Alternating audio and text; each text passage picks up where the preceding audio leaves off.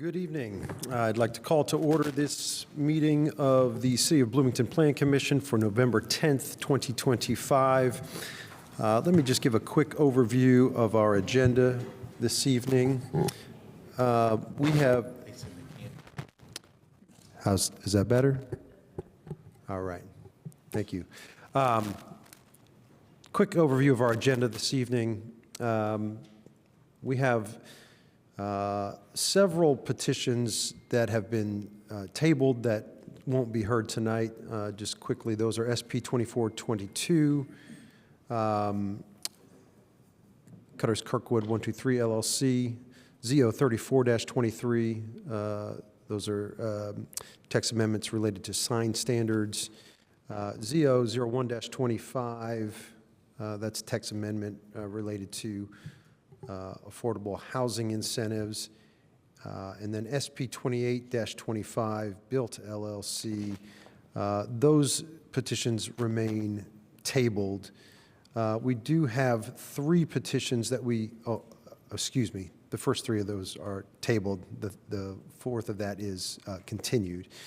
We have three petitions that we will hear this evening. The first is ZO 33-25, which are text amendments to the UDO related to resolution 25-12 to amend incentives. ZO 35-25, text amendment in response to the Common Council resolution. And then ZO 36-25, petitioner William Wamathai, the property at 2005 West Corey Drive. So we'll hear those three petitions this evening.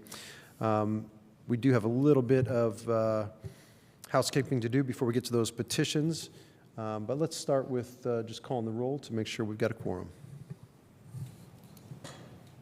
Ballard. Here. Burrell. Here. Holmes. Here. Kinsey. Here. Stossberg. Here.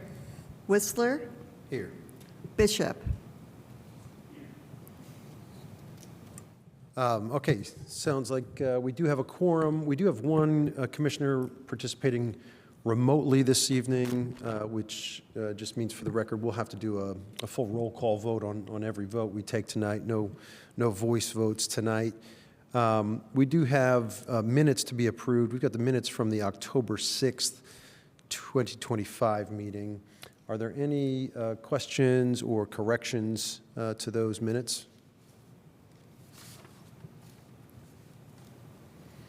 Seeing none, is there a motion to approve the minutes?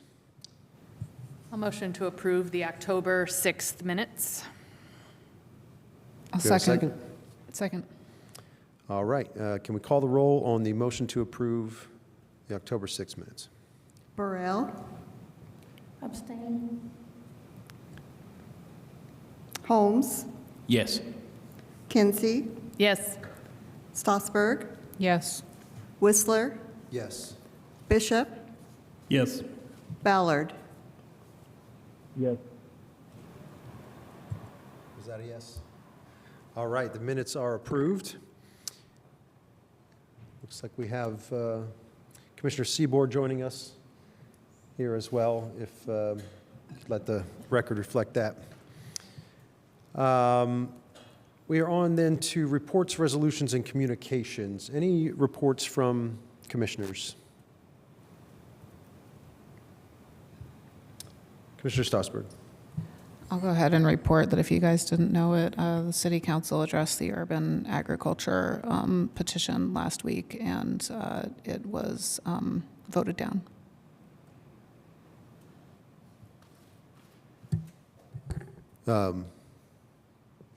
Can you're saying that the one that we forwarded to the council? The one that was forwarded to the council was defeated. The vote was 1-7, and there was one member absent. So, Thank you. and then similarly, the SRO petition had first reading last week, so it will be discussed on November 19th. Thank you. Any other reports from commissioners? I just want to make just a quick report, just to to recognize Commissioner Chris Smith, who recently resigned. I don't think there's been any public announcement of that yet, but unfortunately he resigned from the commission to focus on some health issues, and just wanted to just say how much I appreciated his input here. He was only on the commission for a brief time this time, but he also had a previous stint on this commission, and also served on the Arts Commission and the MPO and various other boards. He's done a lot of public service here, and really appreciate him and wish him the best. Any reports from staff this evening? Thank you, Jackie Scanlon, Assistant Director. A similar report, thanks to Mr. Smith for being so willing to serve and doing a great job while he was here. And we hope that we'll see him coming as a member of the public to meetings and other engagements we have. And we want to say welcome to Mr. Bishop, who is our newest member as well. This is his first hearing. And so thank you. And thank you all always for giving your time. That's all. Just want to note that we'd like to get the list of members updated in the packet and on the website for next time, to make sure it reflects that change. All right. Any other reports? Is that it from staff? All right. Well, I think we are ready for our first petition then, ZO 33-25, and looks like Jackie Scanlon is the case manager. Take it away whenever you're ready. Great, thank you. Just a sec.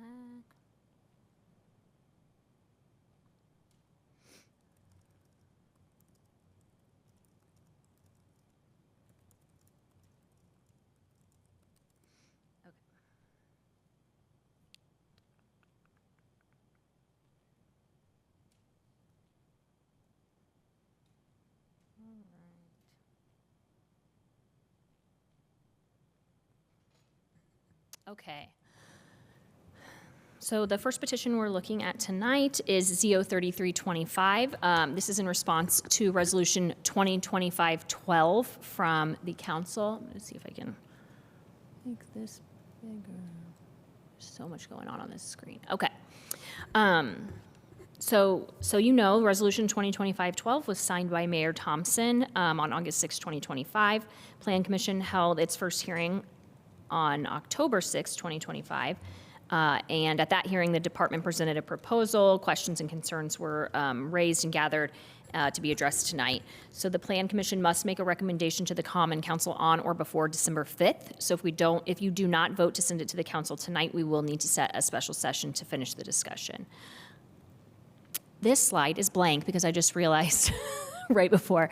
Okay, you all asked, what has the Housing Development Fund been used for? We have reported on that briefly before, but I did confirm some things today with Director Killian Hansen. So I am going to tell you what those are. So money has been given, we've talked about, or when she presented in February, she talked about, that money went to support existing low-income housing, as well as directly to members of the community. So some examples are money given to Union at Crescent, which is a low-income housing development on the north side, around 1100 North Crescent. Money has been given to Bloomington Cooperative Living. There has been a number of down payment and closing cost assistance loans given to people who are just buying homes. Money went toward went to Bloomington Housing Association for what's called a RAD project, to SIHO, which is another, that was a grant that went to help establish some more affordable housing. Habitat for Humanity, a different Bloomington Cooperative Living project. And some has also been given to Middleway House. More recently this year, some was given to a group called Caritas, and they're developing affordable housing on the west end of Kirkwood that I believe you all saw. So most of the money, so there is still quite a bit of money there. And as Director Killian Hansen shared when she was here previously, there are a number of projects that she is hoping to get off the ground this year, with some pilot projects that she had put in the budget that the money from the Housing Development Fund is intended to be used for. So those are tenant-based rental assistance projects, or program, excuse me, so that can be used for rent as well as rent supporting things, such as like an application fee or for utilities. So that goes with the tenant. And then interest rate buy downs, the way she explained it was, encouraging people to move up if they are just trying to not get rid of their great interest rates, to open up housing kind of along the ladder, and eviction prevention programming. So those are the types of projects that the money has been used for thus far. And then as a reminder, what happens is that when HAND goes to propose their budget, they basically have to let council know how they intend to use that money, and then council appropriates the money per year. Another question we had from the October hearing related to increasing impervious surface coverage to 80% as one of the potential development incentives when using affordable housing incentives. It was what the impervious surface coverages are in the affected zoning districts, so R1 through R4. So you can see here that it's a range from 30 to 50, so 80% would be quite an adjustment if you were to include that. Okay, so these are the whereas clauses, the main goals from Resolution 2025-12. So I'll go ahead and read them because obviously that's very small. The council wishes to assess and amend the relevant provisions of the UDO in order to incentivize developers in creation of affordable housing units, and any payment in lieu qualifying standard should exceed the requirements of actual creation of permanently affordable units. And the Common Council further wishes to ensure any payment in lieu options are meeting the long-term interests of Bloomington housing needs. So those are the items that, broadly, goals that you are addressing with this response to the resolution. And the particular directives were that the Common Council directs the Plan Commission to prepare a proposal consistent with this resolution to amend the text of, and then there's a certain section of the code listed that's called Affordable Housing Incentives, to assess the incentive structure and consider creating additional incentives for affordable housing, including but not limited to expected owner-occupied unit development. And then the second section says that they direct the Plan Commission to prepare a proposal to amend this text of a different section called Payment in Lieu, to assess the payment in lieu option and consider an increase in the qualifying standard for developments utilizing the payment in lieu procedure. So we're going to talk about the Section 1 request first. Okay, so the part of the code that it's referencing is 2004-110C5, so that's here on the left, and again, that's the Affordable Housing Incentives section. It's in your packet. The proposed red line changes are in the packet posted to the website for the hearing tonight, but this is the actual text as it exists. And then we are proposing to make changes to both sections of that text. So the first section is Section A. Let me see if I can zoom in on this. Hold on.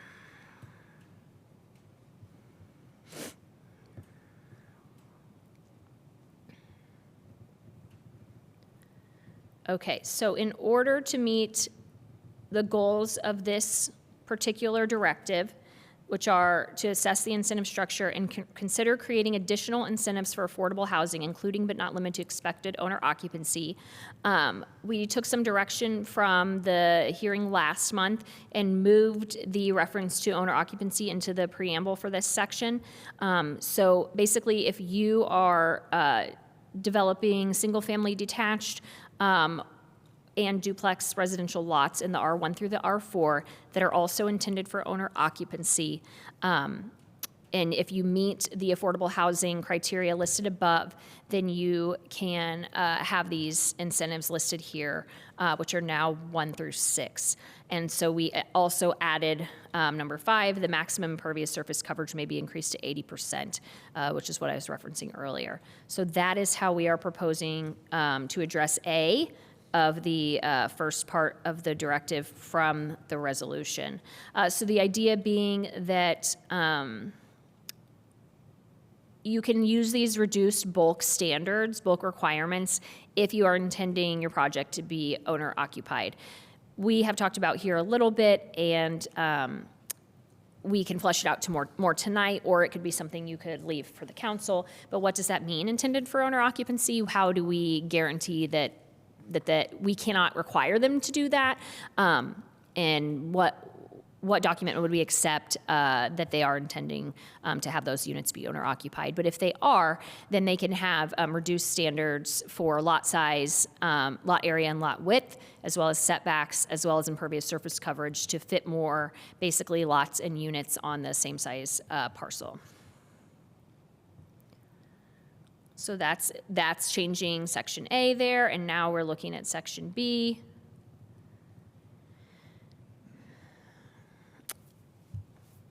So what we did for section B was, again, toward the objective of assessing the incentive structure and considering creating additional incentives for affordable housing, we are adding that if you do a Tier 2 project, projects that meet the Tier 2 affordability standards may increase the maximum impervious surface coverage allowance by 10% and decrease the landscape area by 10%. So that is slightly more coverage in some of our mixed-use districts. Obviously, in the downtown, there is quite a bit of, in some areas, 100% impervious, so this would likely be more in the mixed-use corridor district. Okay, so for the second part of the resolution, the council is asking Plan Commission to assess the payment in lieu option and consider an increase in the qualifying standard for developments utilizing a payment in lieu procedure. So this is just the regular text for payment in lieu. And what we proposed last month was that you could do payment in lieu if your petition contained more than 50 or more dwelling units. We heard some feedback from hand staff at that hearing, wondering if that number could be lower, and it was also discussed among the plan commissioners that potentially 30 might be a better number because of some of the previous projects we have done. While we have done projects with less than that, we are proposing this as a direct response to the directive to increase the qualifying standard. So we felt like putting kind of a floor on who can use the payment in lieu was responding to that. So this kind of gets to, Plan Commission will have to decide if you think that putting something like this in is actually meeting the larger goals of the resolution for affordable housing in general. So one of the things that goes along with this is that the actual calculation for how to decide what a payment in lieu contribution is lives in the administrative manual. It doesn't live in the UDO. When it was written by a team of directors from HAND, ESD, BHA, and planning a number of years ago, the idea was that the contribution rate would be revisited every year, and it's actually only been revisited once. This year it was changed to $30,000. So this is the current language here. And though the Plan Commission doesn't have to approve changes to the administrative manual, we want to look at it as a holistic picture and talk to you guys about these potential changes that we think help address some of the concerns about the payment in lieu option. So here is the red line for that, and we discussed this a bit last month, that currently HAND is using bedrooms for their count as it's written in the administrative manual. And so we would be recommending to change that to dwelling units, which is what the UDO calls for. And instead of 15% of the total project dwelling units, if you wanted to do a payment in lieu, we're suggesting to double that to 30%. So again, increasing the qualifying standard, and then also relating to the whereas clauses of requiring more if you were doing payment in lieu than if you were going to do units on site. So we are also proposing to increase the contribution rate to $50,000 a unit for units that have 1 to 3 bedrooms. And if you have units that have 4 or 5 bedrooms, it's additional $5,000 for each additional bedroom. So there's a sample project calculation here for a 132 dwelling unit project. This calculation which has 12 extra bedrooms, so some 4s and some 5s, would be a $2.06 million contribution. So there were some requests to have comparisons for some of the projects that we have already seen if we're planning to, or if we're proposing to change the calculation. So here we have 4 projects and how much payment in lieu was pledged when those projects were approved. Some of them are at the $20,000 rate and some of them are at the $30,000 rate, depending on when they were approved. You can see that we've listed dwelling units and beds, and then the payment in lieu pledged, and then on the right, the payment in lieu with the new calculation. And this is assuming no 4s or 5s, so no additional cost. And you can see that for in each case, they do net more for the Housing Development Fund than the previous calculation did. Okay, so Plan Commissioner Holmes also submitted an amendment for discussion tonight, and so that is that in the payment in lieu section, he proposes to replace that language with the language, all petitions seeking to utilize the affordable housing incentives established in this section shall satisfy the affordability obligation solely through an agreement with and monetary contribution to the City of Bloomington, hereafter referred to as a payment in lieu. No provision of this title shall require or authorize the construction, sale, or rental of income-restricted dwelling units as a condition of incentive eligibility. So we can have that, ask him to present that and have discussion of that here shortly. Oops, sorry, just a sec. So the department tried to put together a response to Resolution 2025-12 in order to respond to the call of incentivizing developers and creation of affordable housing units. The main 2 ways we've done that is to increase the use of, or hoping to do that, is to increase the use of bulk standards reductions in the creation of platted subdivisions with the additions that we added there, and to limit which projects can bypass affordable housing dwelling unit creation through the payment in lieu option so that actual units would be created. Again, Plan Commissioner Holmes included an amendment, and so we can discuss that shortly.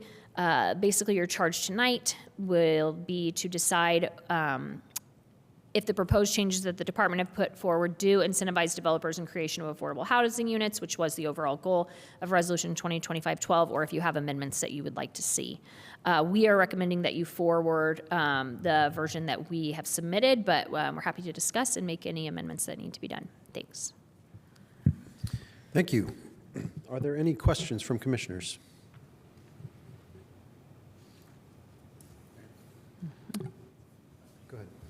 The payment in lieu amount was changed, did you say it was changed last year to $30,000? $30,000 was changed this calendar year. This calendar year, Yes. it was just changed, and it was, I think, it was at $20,000 before? Correct. Okay, okay. And then another, so thank you for that. Another question I had, you mentioned that the Plan Commission doesn't have to approve changes to the administrative manual. Is that right? Yes, that's Or the correct. handbook or whatever it was, sorry if I got that wrong. How does it get changed then? If we're here sort of as an advisory role, I guess, on that, how does it get changed then? Yes, so staff can change it. In theory, it's mostly processes and how, I mean, that's the idea, is that it's processes and more technical calculations so that they don't have to live in the UDO in case they need to change over time just from the realities of development.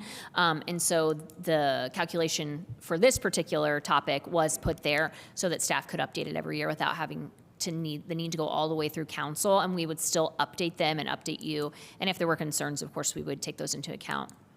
Okay. And is it staff of your department, planning, transportation? For this particular one, we staff- would rely on the Housing and Neighborhood Development Department to confirm any amendments that we thought were appropriate. Okay, okay. Thank you. Other questions? I'd like to know where did the $50,000 figure come from? If the goal is that any of these affordable payments in lieu of should be to bring, exceed the amount to bring on permanent affordable housing, is $50,000 sufficient for that? Are we talking single-family homes? Be great to know a little bit more behind the scenes on that. Sure, it's a good question. We came to 50,000 kind of based on the fact that it was 20,000 initially, and so that was about 3 years ago, and that it would be should have probably been increased incrementally over that time. So 10,000 a year, getting you to 50,000. It could probably be more. We have heard from some in the development community that it's quite low, and we can tell you that when we meet with developers, they don't balk at the amounts we give them, and they pay them and move on with their lives. So there may be more work to be done to find a better amount there. And again, you guys wouldn't necessarily, you're not approving that tonight, so we can still do that and bring that forward to you no matter what happens tonight. It would be helpful to know what it would cost to bring on those units in a more conscientious way. So are we looking at duplexes, fourplexes, something like that? So what does that affordable housing option look like that we would put these into? But also, is it, can we peg the amount that increases to both inflation and just the cost of building, maybe on an annual basis, because the cost of those building supplies will continue to increase. Eats away at what that 50,000 or whatever the amount turns out to be is. Plus, then you've got builder costs and things like that, which also vary depending on time of year, labor shortages, things like that. Sure. Yes, we can work on that with the hand staff and get you guys some more kind of detailed information about that.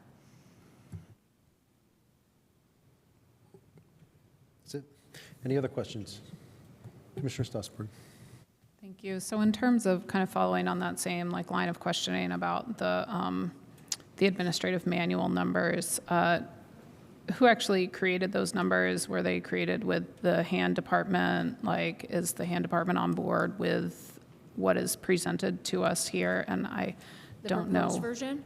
Yeah, the proposed. Yeah, so I, before last month, worked with Director Killian Hansen and took suggestions from them and put it together for that. So for example, the additional costs for having more than 3 bedrooms was something that came out of that collaboration and was added for that reason. Yeah, we worked with that staff.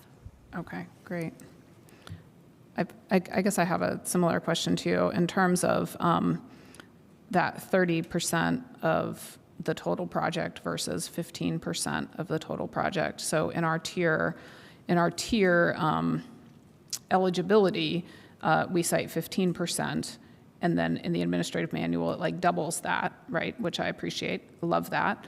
But is that something that we should consider putting into the UDO in terms of because that is part of what I was kind of intending with the resolution in terms of a higher threshold to, if you want to pay in lieu, then you would have to pay for more than what you would have to provide if you were actually providing affordable housing. Does that make sense? So I guess I'm wondering if because it makes sense for the actual payment itself to be in an administrative manual allowing for the department to make those changes. But is it worth putting some kind of more strict guideline, or is it possible to put some kind of more strict percentage guideline into So the potentially, UDO? yeah, so hold on, let me share something quickly.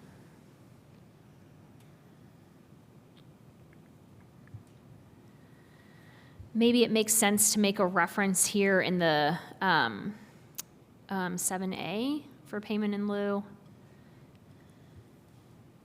to having that percentage come from the, you don't necessarily have to put the percentage in the code, because then every time you might want to change it, it might be laborious, but making a reference to that, because it references the administrative manual related to processes, but maybe it might be here where it says a payment in lieu of providing housing that meets tier 1 or tier 2. Yeah, maybe we should make a reference to the administrative manual there. Yeah, or even, I don't know if it makes sense to do that in terms of what needs to be in the administrative manual, or how much guidance the UDO can give the administrative manual in terms of saying okay, if we're going to require 15% of units that are actually built to be affordable, can we require then twice that amount to be utilized as part of the payment in lieu. And, because then, I mean, then that percentage depends on the tiers which are in the UDO. Well, both tiers add up to 15, right? So Yeah. you're actually getting 15 with each. So that's where it's like, I mean, where did the 30% come from even? Like, is that something that like planning or hand went, hey, like, let's require more if they're wanting to pay in The lieu? directive in your resolution, was talking about, not one of the directives, but in the goals, hold on, let me go back.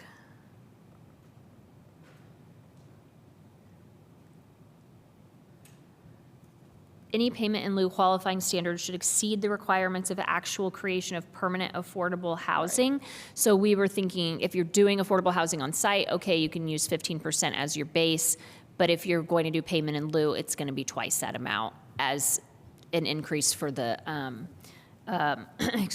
exceeding the requirements as of what you would be doing on site. Which I love. I guess I'm just wondering if that should go in the UDO versus in the No, I administrative understand what you're manual. saying. I think it's possible we maybe should make mention of it in that A of 7A. Right. So let me look. Hold on. Any other questions? Mr. Kinsey. Thank you for adding the owner occupancy in the preamble there. And I wonder, though, you still seem to suggest that there was some outstanding question about how it would be enforced. And I remember last time our conversation included some discussion about a zoning commitment. Were you able to explore that? I think that we could take a zoning commitment. I wasn't sure if I went back and watched the meeting and wasn't sure if that was the direction that you all wanted to go. If it is, I do think we could make reference to it in this section. Hold on, let me see, sorry. That are also intended for owner occupancy. I think we could make reference to it, but I'm not sure. I guess I need to see where. And Adina, are you online? I think she's here. That might be something I want to check with her. I'm pretty sure that we can because it's. Sorry. Oh, no, you're fine, sorry. So the question is for using these incentives, if one of the kind of stipulations is that it's intended for owner occupancy, and so then you're getting additional incentives because of that, could we require that they record a zoning commitment to that effect since it's like an opt-in program? My instinct is that since it's an opt-in program, that you could have a zoning commitment as part of that. But I would need to double check this with the rest of legal. Sure, okay, thank you. But I guess, I like the idea of that because it strengthens the commitment. Yeah. But if it doesn't need to be included in here, let's not mess around with it. But I guess I just want to make sure that we are enacting what we believe we're actually. From a process standpoint, and Director Hiddle can correct me if I'm wrong, I think we could say, when working with someone on one of these petitions, okay, we need you to put that in writing, and then it could be a condition of approval like that. We're recording that as a zoning commitment, as opposed to them just saying, we are intending to do that. Yes. Yeah. That makes sense to I me. think I we mean, could- we have seen that kind of thing Yes. in a condition of Right. approval, so, okay. Okay. Any other questions from commissioners? It might also be useful, I don't know, because we don't usually do amendments in this way, but it might be useful to have Plan Commissioner Holmes describe his intention for his amendment, if you guys want to discuss that before you, or do you want to go to whatever you want to do? I just don't want you to forget about it. I think we're going to need to allow separate public comment on Okay. the amendment, so Yes, I agree. let's, yeah, let's do the amendment first. That way, when we go to public comment on the full petition, people will know the form of what they're, yeah. So why don't you go ahead and introduce your amendment? Okay, thank you. And this is, I can tell, going against kind of the trending direction here, but I'm going to try it anyway. So we have two ways of trying to support affordable housing. One of them is through the covenants and deed restrictions that the builders manage. The homes can only be sold to people of certain income levels or lower, or rented to people of certain income levels or lower. And those are price controls, essentially. Literally, that's what they are. The other way is to extract payment in lieu from the builders, give them the same incentives, let them build outside of normal standards, collect money from them, and the city then has the discretion to apply those funds to support affordable housing in the way that they want. I think that second way is a much better way to support affordable housing than the first way. There's actually a large economic literature on price controls, but just in these examples, if you're trying to support homeowners, they're going to get their house, but there's a deed restriction on it, and they can never sell it to anyone above the 70% or 90% of AMI, and so they're never going to realize appreciation of the asset, right? It's simply, they're not going to be able to sell it at market value. They're going to have made a contract with the city that they can never do that, and those things go into perpetuity. They don't end. So that's there forever. It's similar problems with rent controls in apartments. It disincentivizes the creation of them. So if we want more housing, this typically goes the other way. It de-invests in housing. And it also, they're not going to want to invest in them, so quality will typically go down. Another point I'd like to make, I think maybe the affordability problem in Bloomington is less on the apartment side and more on the home ownership side. I've seen charts that track AMI versus rental cost, and they roughly track. So rentals haven't become a lot less affordable over the past several years. Home ownership has become drastically less affordable over the past several years. So if we're going to apply effort towards affordable housing, I think it should be on the homeowner side. I think it's better for homeowners as well. If you can get people across the finish line into a house, they get to start building generational wealth. It makes a difference. So organizations like Habitat that do this type of thing are very important because they don't just temporarily assist. They're doing something that's like you're setting them off, and then they can go on and continue to benefit for the rest of their lives. I think that's by far the better way to go. And so the payment in lieu, where's the demand for these affordable housing incentives? It's almost all on the apartment side, right? They want to build bigger apartment complexes, fine. And if we only let them do the builder-managed ones where there's going to be covenants, we're going to get a whole lot more affordable apartments in Bloomington. My understanding, reading articles, some of them stand empty. Right? A lot of them that created blocks of affordable apartments are not being rented, and I don't know why that would be necessarily, but that's the case. So if instead the incentives were all directed to payment in lieu, then instead of having empty affordable apartments in apartment complexes, the city gets the money and they can apply it to affordable housing in other ways, right? Down payment assistance is that type of thing. I mean, we saw the list of those things. Most of those, I think, are better ways to support affordable housing than the covenants and the deed restrictions. So that's the logic. That's what I was trying to get at with this amendment. And what the amendment is intended to do is say, you can't do it by setting off units and putting price controls on them. That no longer qualifies you for it. If you want these incentives for affordable housing, make the payment in lieu. And then the city will do what best it can with that money to support affordable housing. So I think that about sums it up. All right, thank you. Any questions from commissioners on the proposed amendment? Commissioner Stossberg. So just for clarification's sake, you think that only payment in lieu should be offered and that there should not be any requirement on developers to actually build affordable housing for affordable housing incentives? That's right. Okay, yes, thank you. Yes. Because they'll, instead of building affordable housing, they'll make a payment in lieu, and it will be used to support affordable housing in another way. They're contributing to affordable housing. They're not doing it by building apartment units with price controls. That's what it's removing, is apartment mainly, and not even because I don't know how many affordable homes have been built under this program. Mainly it's apartments with price controls that we're building, and they're not even being rented. So yes, I would stop that. Other questions from commissioners?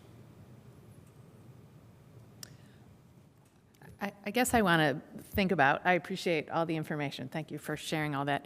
How it plays out then in anything else. Like I want to appreciate and I understand the logic of what you're just describing in the amendment, but now how does it play out? What does that then eliminate in the rest of this? You mean in the In the text actual of the UDO, yeah. UDO? Yeah. Good question. I think there are going to be lots of places that would become moot or things that could just be, held in reserve from it. I started looking at that, and honestly, I'm not the person to do that, but I did, include along with modifications, cross-references, things that necessarily have to change in order for consistency. Yeah, I think we would. We'd basically probably just rewrite the tier sections slightly to indicate, like maybe we would then have 2 tiers of contribution to get you to the different number of floors. Like, how right now tier 1 is 15% at a higher AMI and tier 2 includes lower AMI.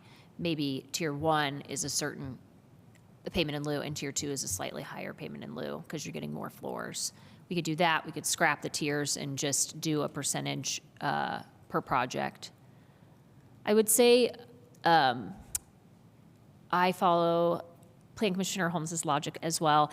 And I do think what we heard from hand staff in February was they would prefer to have money to be able to program that money to where it needs to go as opposed to monitoring units at various locations, especially for our larger projects.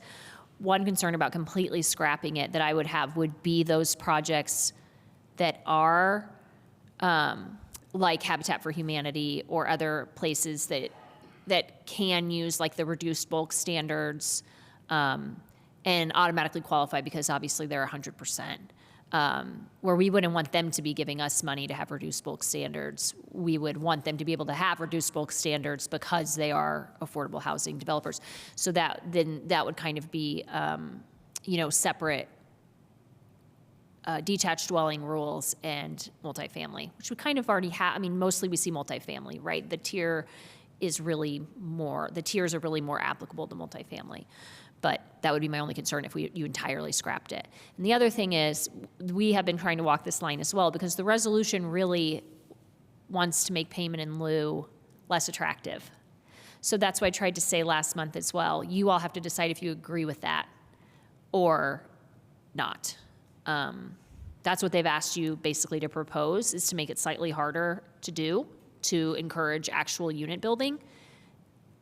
But toward the goal of getting more units altogether, do you agree that that's the way to do it? Or, do you see another way, like Plan Commissioner Holmes, of should we just be giving money to hand to program, and would that actually get us more units? I do also, want to say Director Killian Hansen is here. I'm sure she would love to speak on all of this if you would like to hear. I didn't realize she was there during staff report. Or if you'd like to have her speak during public comment, either's fine, but I just wanted to indicate I think she does have some input. Thanks.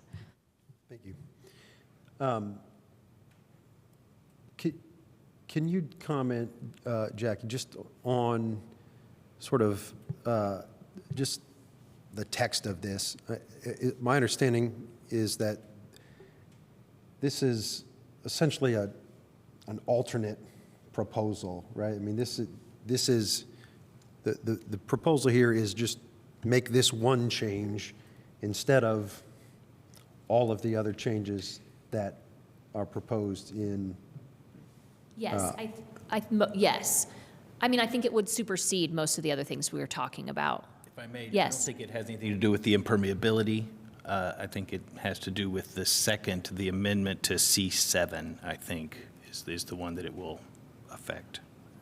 Just C7? C7. The C5 amendment, isn't that limited to changing impermeability standards? Yes, but it's for if you're doing tier 1 or tier 2, then you get, for single family or duplex, then you use those standards, the permeability and those things. Hold on, Do you mind putting the text Yep. of the amendment back on the screen for us? just a sec. Is that in the packet, or is that just, It is in the packet, I believe. do you know what Should be. page that's on? Page 10. Thank you. Page 10? Oh, I see it now. The other thing, if a majority of you were on board with the amendment, I mean, obviously, this is all like a very process thing. The council sent you a resolution. They want you to respond to the resolution. You could send the changes we've made, which we do think respond to the resolution, and recommend that they don't do it. And, and then you could bring forward your own amendment. You are the only other body that can bring forward an amendment. You could send the amendment that they want, recommend denial, and then we could work on another amendment in the vein of what what Plan Commissioner Holmes is saying, and then that could go forward as well. I'm not suggesting that we do that, but that is a possibility. To your question, Mr. Whistler, about isn't this just a different proposal? Yeah, I mean, I suppose all of the other changes about how it's calculated still would apply in this case, right? So it's really just changing, the original proposal is just to make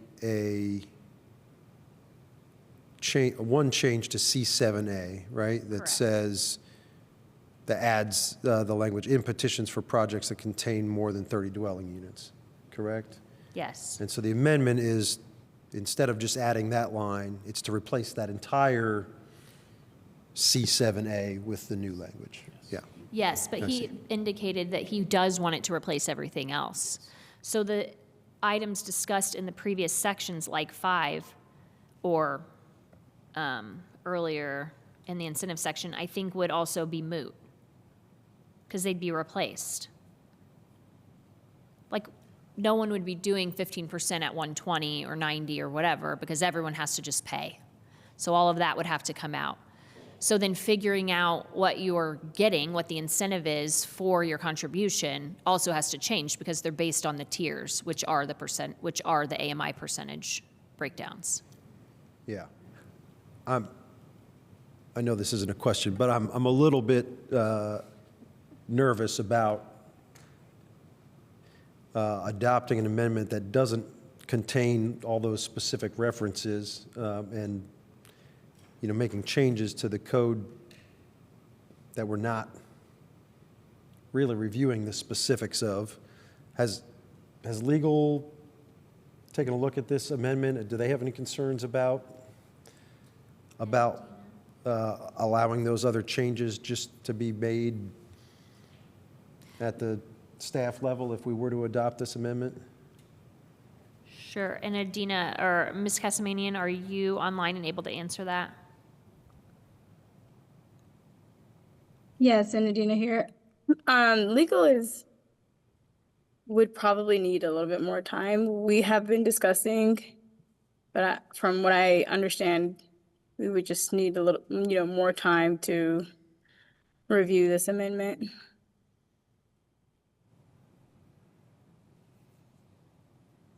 Okay, thank you. I suppose,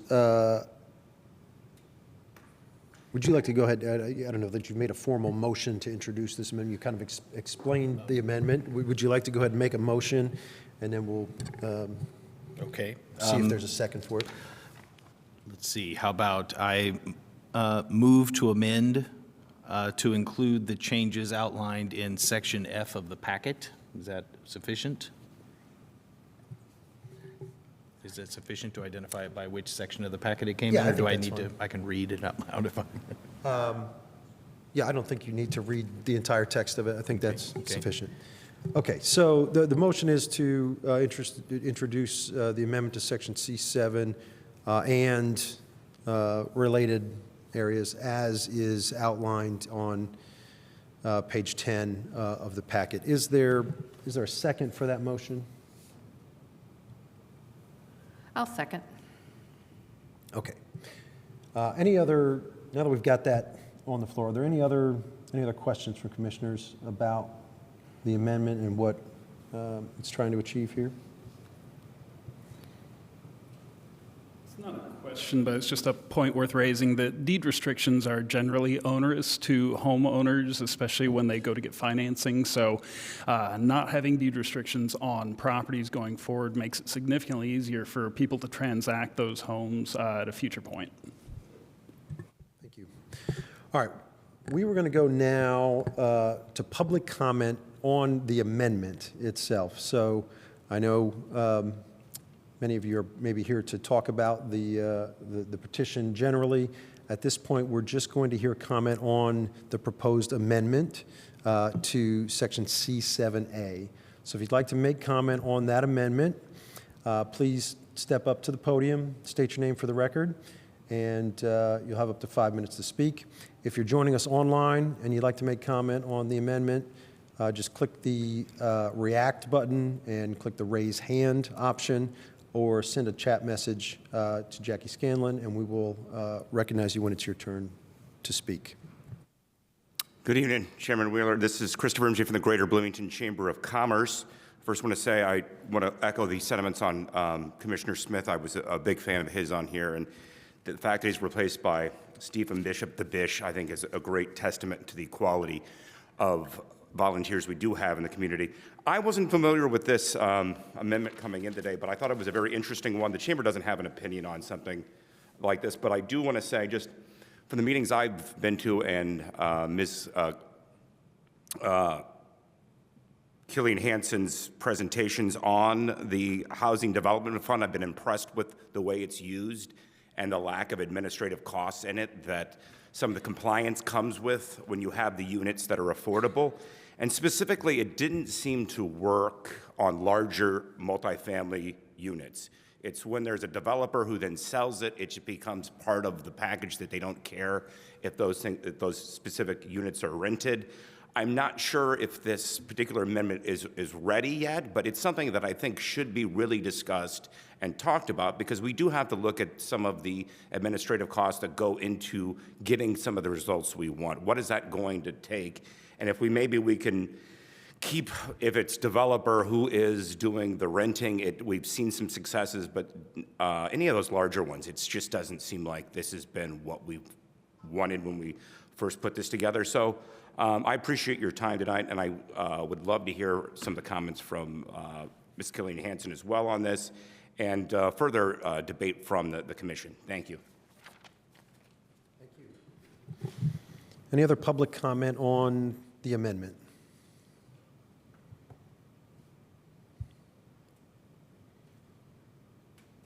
Any online commenters?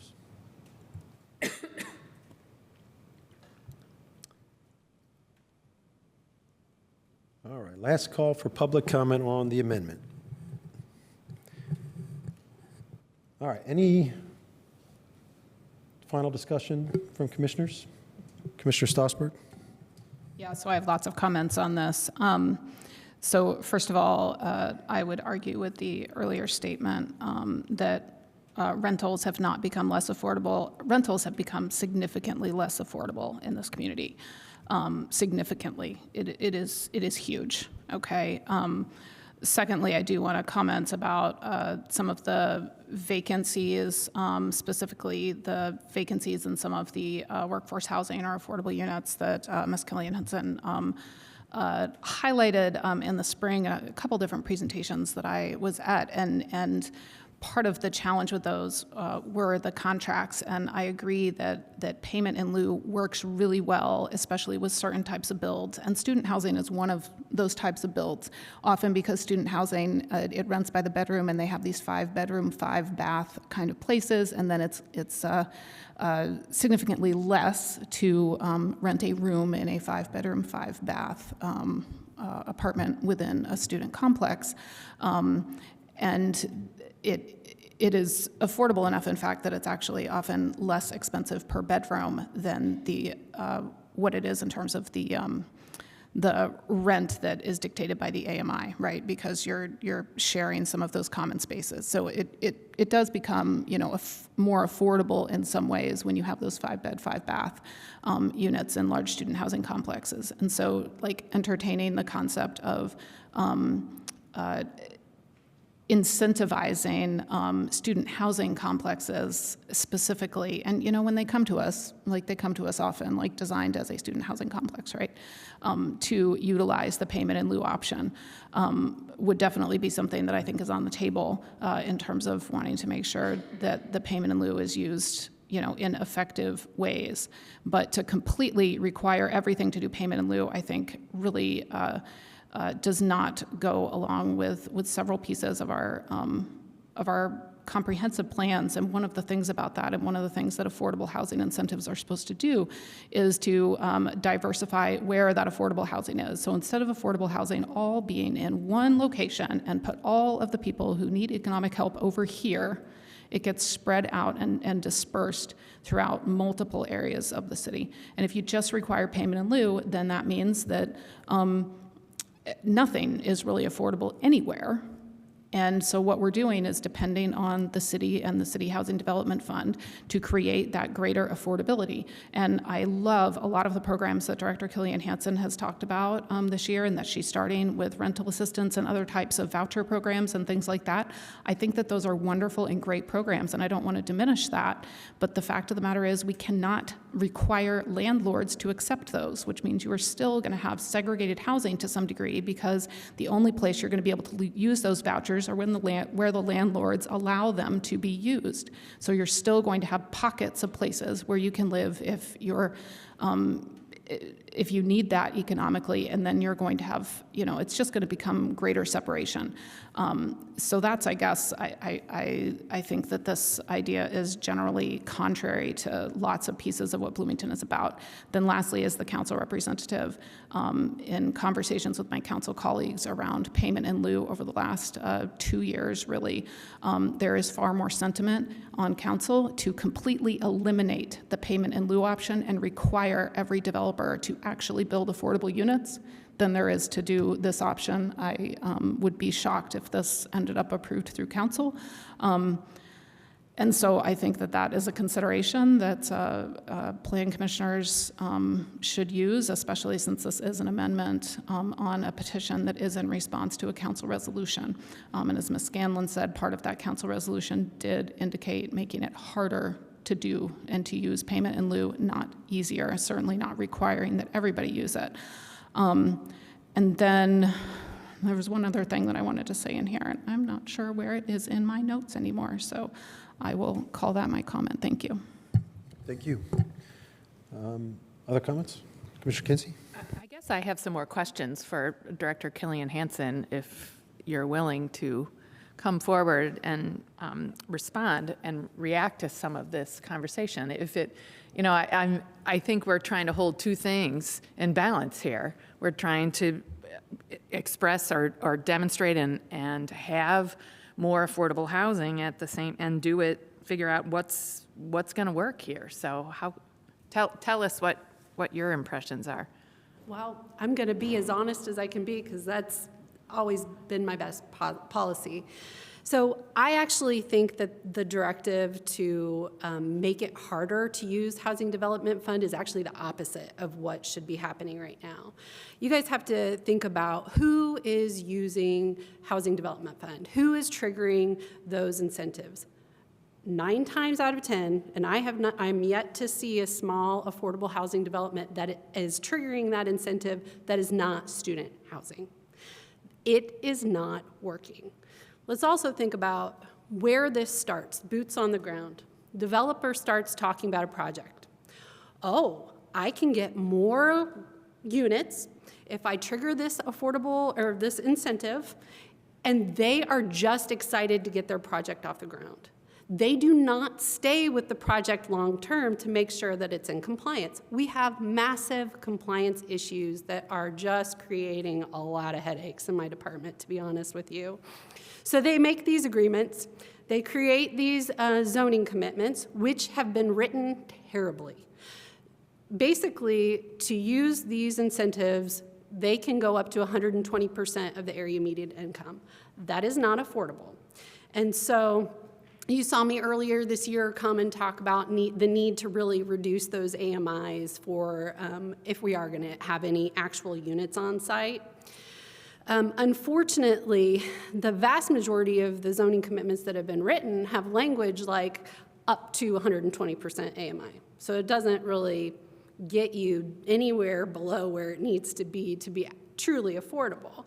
And the vast majority of them are in student-centric complexes. If I am making $75,000 a year and the majority of these units are one bedrooms or they're studio apartments, I don't want to live next door to a student that is keeping different hours than me. So I'm just saying that that has a big impact. $75,000 a year, look at what the AMI chart is. There should be one on our website that will calculate out if you're making X, this is what you're paying in rent. So those are not affordable units to start with. Let's also talk about compliance of the number of units within the buildings that are working. So workforce housing units are working very well in buildings and complexes that have less than 20 units. I'm really concerned about the idea of trying to increase the vast number of units that are on site, particularly when generally the developer makes these agreements, they pass it on to their property manager, who some kid doesn't understand what AMI is, and the income qualification is a complete nightmare. So then they end up sitting vacant. We also have another zoning commitment that said that they would only advertise it for up to 6 months and then turn to market rate. So the process is broken. If we really want affordable housing and you guys are trying to keep the workforce housing units, that's fine, but you need to lower the AMI and you need to have a mechanism in which those zoning commitments are executed in a manner that they were intended to be. Not after the fact, not 2 years after the fact, when they're being built. But you are creating a staffing issue for me, because the more workforce housing units or affordable units on site that you have, the more monitoring that we have to do. And let me tell you, it's not just as simple as them turning in a report. A lot of times there's back and forth because they don't understand what they've inherited. And sometimes after they're built, ownership changes as well. So it is quite onerous, to be honest with you. Happy to answer some other questions. I know I had some other comments too. Can I just ask one question about the clarifying the person from the chamber who indicated the administrative costs? The things you just described are referencing, those are examples of the administrative costs. Of the units. Is that, yeah. Of the units. And Yeah. you know, the Housing Development Fund, to be perfectly honest with you, is one of the very, very few funds that are available in the city that can truly be nimble to help meet the affordable housing needs of the community. All of our HUD funding, you have to go through significant red tape, and generally they make the projects more expensive, not less expensive. So I do think that generally affordability in Bloomington, there's a lot going on there, but I think you can't just lump it all together. It's supply and demand. It's also the fact that we have 13,000 beds on campus and 48,000 undergrad students. What do you think that is to an out-of-state developer? That is a huge magnet. So we have to try and start thinking about what kind of development makes sense to incentivize. What are you incentivizing? The other comment I want to go back to is that we're not monitoring based on bedrooms. We have said that there's a discrepancy between bedrooms and units because of some of the complexes that rent by the bedroom. Do you count that as a unit? Do you count that as a bedroom? It needs clarification. So we've been doing it by units, but there's definitely some areas for clarification. Could I just ask you to quickly just clarify? I know in your answer there, you talked about AMI, and I know this is a point that's very confusing for a lot of people. When you say 120% of AMI, you mean that it is required that that unit is rented to someone making less than 120% of the area median income? The Housing Development Fund guidelines say that it should be utilized for somebody up to 120% of the area median income. However, the zoning commitments that have been executed have very vague language that say up to 120% AMI, allowing the developer to only advertise at the 120% AMI, which, by the way, last year you would have had to make $75,000, and this summer they changed it to $90,000 for a one-person household. 120% AMI figure come from? I have no idea. Because the Federal Home Loan Bank of Indianapolis says affordable housing is usually 80% AMI. Yes, the capital A affordable housing projects are 80% of the area median income and below, which is why we brought an amendment earlier this year to say, hey, can we please stop advertising at 120%, because this is not your demographic to fill these units. Also, with concerns to where the funds would go for payment in lieu, with it not bringing on like new units and things like that, is there any reason it couldn't be tied together with like Hopewell or something like that to where those funds are then used to build units within a development already? Absolutely. So let me tell you a little bit about how we're using it and what the boots on the ground method for HDF in general. I have to go to council every year and say, and guesstimate, like, hey, I think I might need $500,000 this year. And then we talk to developers as they're having gaps, or if there's a project that we want to make sure that we're securing those affordable units, then it's a negotiation game. We may or may not use it. You don't know until you have the project. The issue right now is the things that we require builders to build really add a ton of costs. So I've had numerous conversations with numerous builders this year, and their average gap is closer to like $3 million, not $500,000 that I've requested. So almost every project that we've been in talks with need a significant larger number than what I have to give at the moment. And I don't care to go back to council and say, hey, this is a great project, this is what's going on, we really need to support this. But then you've got the timeline of, does that make sense? Real estate, time is of the essence. So it's challenging. I would love to be able to invest a whole lot more in areas like Hopewell or places that actually have affordable units that can be created. The vast majority, I don't really think that there's a lot of home ownership that has been triggered. We haven't gotten any payment in lieu from any ownership models at all. No, it's all rentals that are making those payment in lieu. The one that you guys recently approved for Clear Path, Kirkwood 123 is homeownership. That's the only one that I know of. The rest of them are all rentals. Are there any other questions? Go ahead. Thank you for being here, by the way, tonight. I know that we've had several conversations about this, and what you just said very publicly, it was something that you said privately, that one of the challenges is the contracts that have already been written. And at this point, there's nothing to do about those, right? So in terms of and so the question that I have is moving forward, and maybe this is also for the attorneys that are online, is it possible to make those contracts better such that you don't have these kinds of headaches moving forward? Well, I can tell you it's my personal mission to make sure that I don't see another zoning commitment that was created before my time, because they are just not well-written at all. They do not support our need or what the general idea was. I don't know what happened. I can just tell you that the language is vague enough that it doesn't help us on the enforcement side at all. On the subject of the actual amount for the payment in lieu, when I inherited this, the amount was $20,000.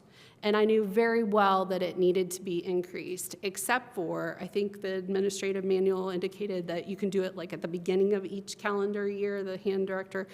So last year we did increase it. We increased it 50% from where it was. I'm a little bit scared to just throw a dart at the wall and say, this is what the number is, when we don't really have any measured response. That's why I went 50% more, okay? Another 50% more each year to see. I was trying to be methodical about it. I didn't want to just go out and double it overnight.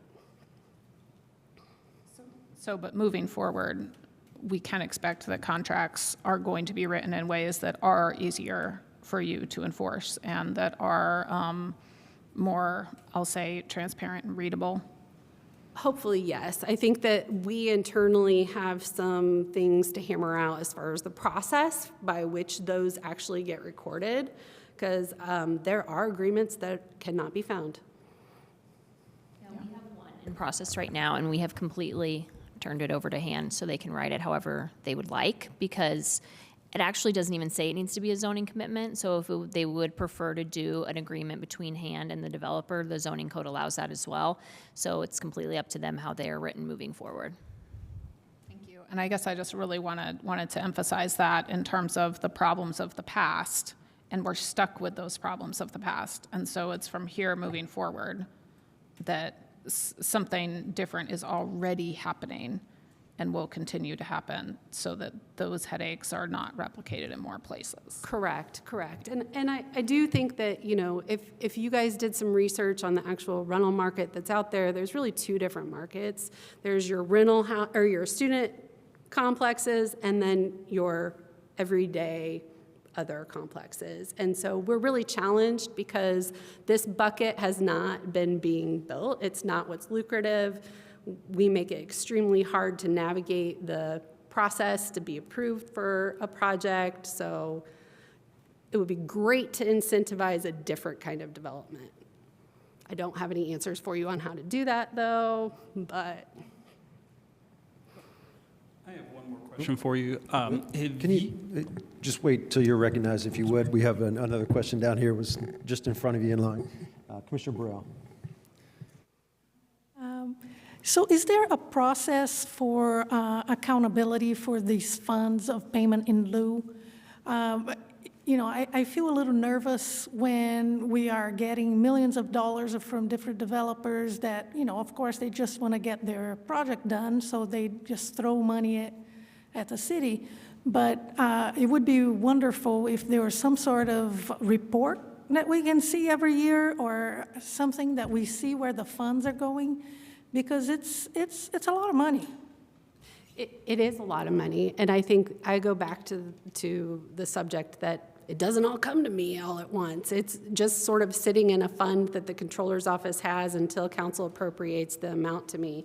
So I am more than happy to give a report quarterly, if you would like, biannually. It doesn't matter. I mean, it should be very transparent, and I do know from working with the development community that there's a lot of frustration from them because they have felt like in past years there hasn't been transparency. Where's the money? Where did it go? What projects did it go for?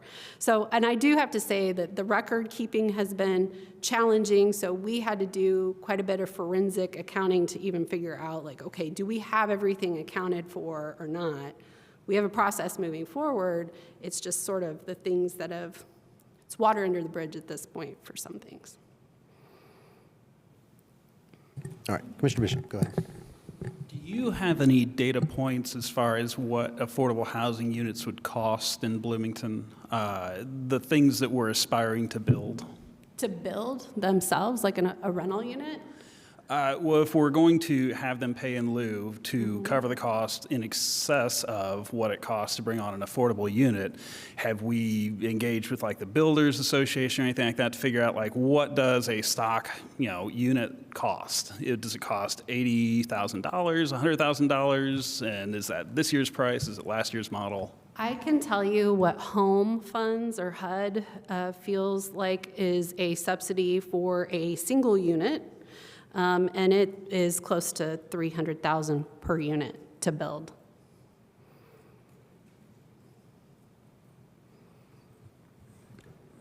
But to bring online an affordable unit, there are other ways to do it other than build from the ground up, right? If you give down payment assistance to someone of low AMI so they can get into a house and they can make payments, then you've created an affordable unit that way, right? And you that's brought sort one of, online. Yeah, Okay. and that's sort of been my point, is that we're stuck with golden handcuffs right now. People are locked in with their current interest rates.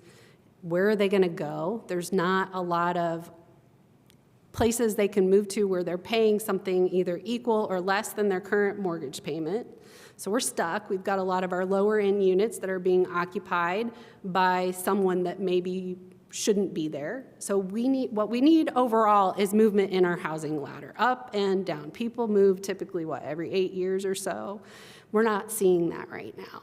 So if we can unlock some units, that was the idea with the interest rate buy down, was that, hey, we can incentivize this homeowner that's been in a 5-bedroom unit, their kids are out of the nest, they could really use a smaller unit, unlock that for somebody else. So there just in general needs to be more movement in the housing ladder. And that, I believe, is how you also create some affordable units.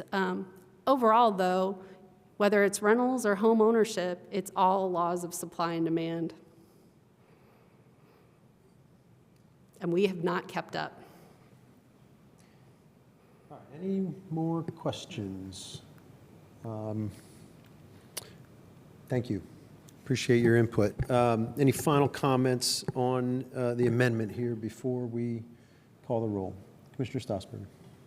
The other thing that I was going to add is that, like, over time, if you do the math, and I and some other council members have done the math before, that ultimately a permanently affordable unit is going to end up giving more to the community over time than a payment in lieu. Like, the payment in lieu number would have to be super duper high, even higher than what's proposed right now in the administrative manual, in order to kind of, make up that kind of investment. So that is the other reason why a number of my colleagues are really opposed to payment in lieu at all. As I said, I think that it can make a lot of sense in some types of housing, especially student housing, in terms of that as an option. Yeah, that's all. I appreciate Commissioner Holmes' amendment and what you're trying to incentivize here and the logic that's put into it. But I guess I fear the impression that somehow we're not supporting affordable units being built if we were to move to that very specific amendment. So I guess I don't want to express that or appear to express that. So to me, that it's not tenable in that way. I also am persuaded that I don't think the council is going to move anything forward. So, I don't want to set up a really oppositional approach right away. I'd like us to try and move forward a little bit, so I'm more inclined to try and move forward with some of the action that I think we're suggesting today. The other thing is, I do think that the payment in lieu really has worked, and I very much appreciate the creativity and the responsivity that HAND has envisioned for ways to make these funds more usable. I understand all of the problems of previous restrictions and legal zoning commitments that weren't well crafted, and the enforcement challenges that those create. But I think some of the creativity I've seen in what you described, how the funds are being used, that's really impressive. So I don't want to lose that if we, so I want to think about how that can continue. But I would urge us to consider that AMI change. All right, that's it for me. Any other comments? I'll just say quickly, I appreciate the spirit of this. I do think that it's pretty clear that the trust fund is making more direct impact on affordability than some of the other things we have here, and I appreciate that, and would love to see us be able to do more of that. And I also appreciate your concerns with essentially price controls. I think that is a very valid concern. But I have a problem with the general principle of all of this, in the sense that the reward that you get for meeting any of these incentives is that you get to build units that are inherently cheaper to build, because they're essentially adding on to your project. Top floors, increasing footprint, right? They are, by definition, the most affordable units that you can build in terms of the cost of building them. And so we're saying, in order for you to be allowed to build the cheapest unit you can build, you have to pay more money, which inherently wipes out the affordability of building those units. I think there's just a fundamental logical problem with the approach to this. And so to say that that's the only way we're going to be able to do it, and that we're going to continue to jack up that price year after year, just says to me that this is not going to solve the problem. Like, this is maybe going to be a Band-Aid and give us some short-term money to work with to make certain cases more affordable, but at the end of the day, we are increasing the price of building new supply, period. Like, at the end of the day, that is the problem. Like, it is too hard and too expensive to build new supply. That's what we've got to solve here. And what we're doing is just making it more and more expensive and harder and more complicated. And, you have to go through this whole workbook and do, math homework just to figure out if you even want to look at building a project. And the answer here, I think, is let's just make it straightforward. Let's make it clear what you can build. Let's make it easy to build up. Let's make it easy to build more dense so that you can build things that cost less so that we can offer them at a more affordable rate to the market. So appreciate the spirit. I think it's based on some very sound logic, but ultimately I think it just exacerbates some of the problems that I have with the whole structure we set up here. So I will be voting no. All right, last call for comments before we call the roll on the amendment. All right, let's call the roll on the amendment, please. Seaborg, No.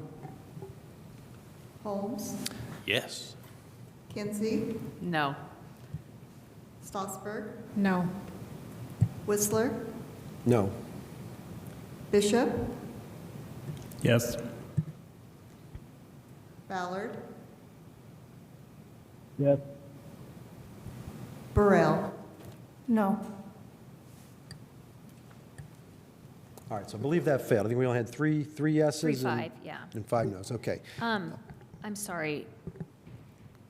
Mr. Ballard did have his hand raised earlier. I forgot to tell you because then you guys got, so I don't know, I know it's too late for that, but just maybe check in with him on the next one, and I'll try to remind you as well. Sorry about that. That's Sorry my about fault. that, Commissioner Ballard. We'll make sure you have a chance to make your comments. Commissioner Can I ask a Sussman. procedural question? Do we need to be able to see the people voting online as well as hear Oh, them? I'm so Because that sorry. is Yes. one of the council rules. That is correct. Planning Commissioner Ballard, when you vote, you have to have your camera on. Sorry about that. Well, I'll tell you what, since we have to redo this vote, Commissioner Ballard, if you'd like to make your comment before you state your vote, feel free. Sure, that's fine. I'll make it quick. I really appreciate all the conversation. I'm very much in agreement with Commissioner Holmes on this. I think what Director Killian-Hanson has presented multiple times now and has shown for years is that the system's broken. President Whistler, I understand your comment, but I think it has to start somewhere.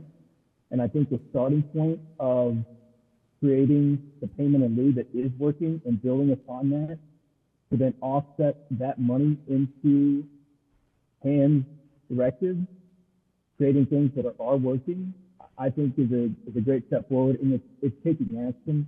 I'm really shocked that the Common Council are all about trying to scrap that.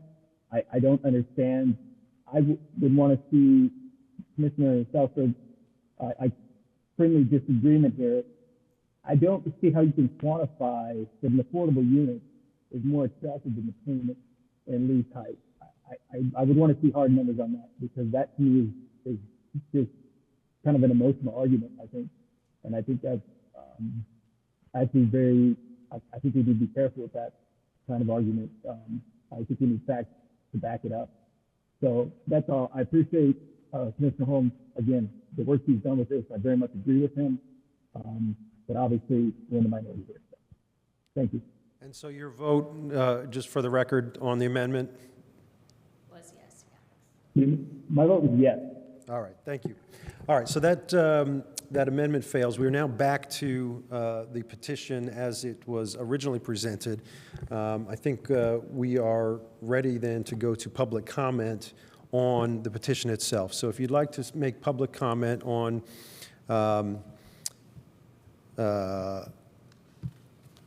case ZO 2025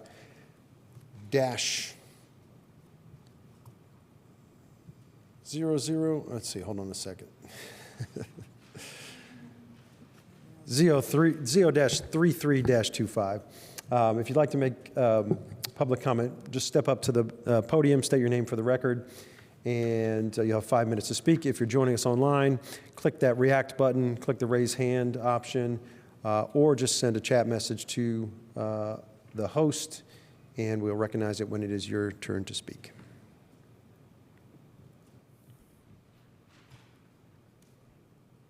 Is there any public comment on ZO-33-25?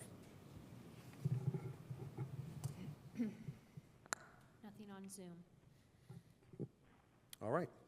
We are then back to the commission for any final comments or for a motion. If I could, this is going to be all of the amendments that were initially proposed by staff. It's going to be one vote for all of them together. Correct. Thank you. Yep. Unless there's another, you're welcome to offer another amendment if you'd like. You have that option.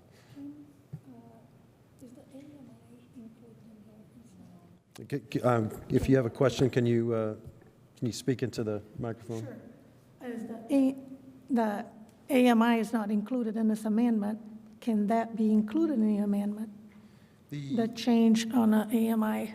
The second resolution tonight addresses that. Okay, thank Yeah. you. All right, any other final comments before, well, we need a motion. Commissioner Stossberg. Earlier, I brought up the idea of putting in some kind of percentage or reference to the administrative manual. Should we try to create an amendment on the fly related to, or should we try to do something on the fly related to that? Because I know that we have to forward this on tonight, or should that wait for? Up to you. I'm happy to work with you on an amendment for council, but then obviously it has to come back. If you guys think there's a quick change, we could do that. So the payment in lieu of providing housing that meets the Tier 1 or Tier 2 affordability criteria and petitions or projects that contain more than 30 dwelling units may be authorized by an agreement with the city, and all payments will be deposited in the Housing Development Fund. I was thinking, I'm just not sure exactly. I think it should go in there, but I'm not sure exactly because of the references to the tiers, because those are where the 15% lives. If that should be totally scrapped. Hold on.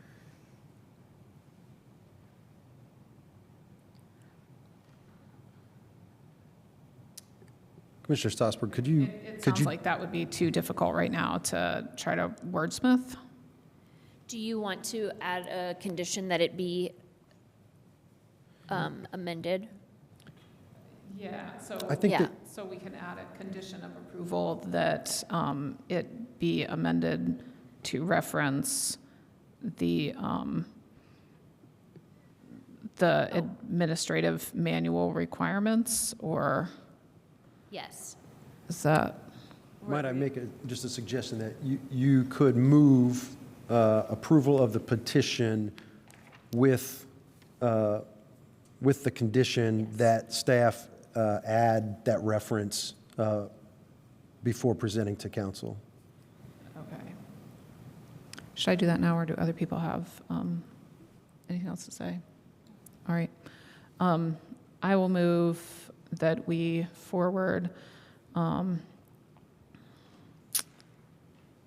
petition, should I say ZO 2025-09-0013 or ZO 33-25 to Common Council with a positive recommendation on the condition that staff wordsmith to include reference to requirements within the administrative manual. Is that good? Okay, yeah, I think that's good. Okay. Second. All right, we've got a motion and a second. Is there any final comment before we call the roll on the motion? All right, please call the roll. Holmes, No. Kinsey, Yes. Strasburg, Yes.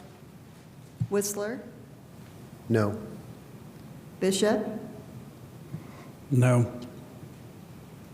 Ballard, Ballard left, so he is off of the Zoom. Burrell, No. Seaboard, Yes. So the motion fails, That 3-4. motion fails, yes. So I think we'll need another motion. Another motion could be that we forward with a negative recommendation, or that we forward with no recommendation, or that we continue to another hearing. I move we forward with a negative recommendation.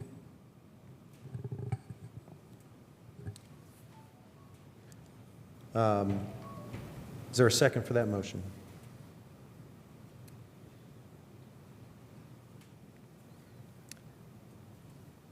Was, just for information, was it 4 on that last motion? 3 yeses and 4 nos. 3 yes and 4 no's? Yep, and you need 5 to. And we only make a have decision. 7 voting members now? We lost Correct. Commissioner Ballard? So we're going to need 5 out of 7 commissioners to take any action. Correct. I might suggest that forwarding with no recommendation might be the only way we get a majority vote here. I'll change my motion to forward with no recommendation. Would you also like to include, as Commissioner Strasburg included, the condition that staff add the reference to the administrative manual? Administrative manual, yes. Okay. All right, so the motion is that we forward this to the council with no recommendation, along with the condition that staff add reference to the administrative manual. Is there a second for that motion? Second. All right, any final discussion? I guess I just want to know kind of what happens after this now. I mean, I feel like we have not done what the council asked us, which was to essentially address and assess this resolution. So, I mean, it's definitely an option in the state statute that you've assessed it, you haven't come to an agreement, you're sending them a version, and you're not all in agreement about whether or not they should do it. And so it's very similar to the others. They'll make a decision. The only thing I can't, well, it's not like this is our first no recommendation.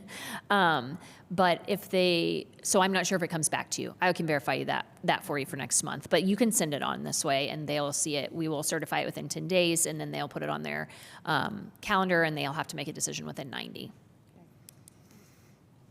It would come back to us if the council decides to make significant changes. I think so, yes.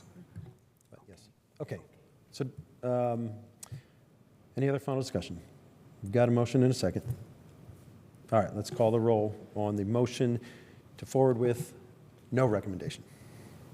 Kinsey, yes. Strasburg,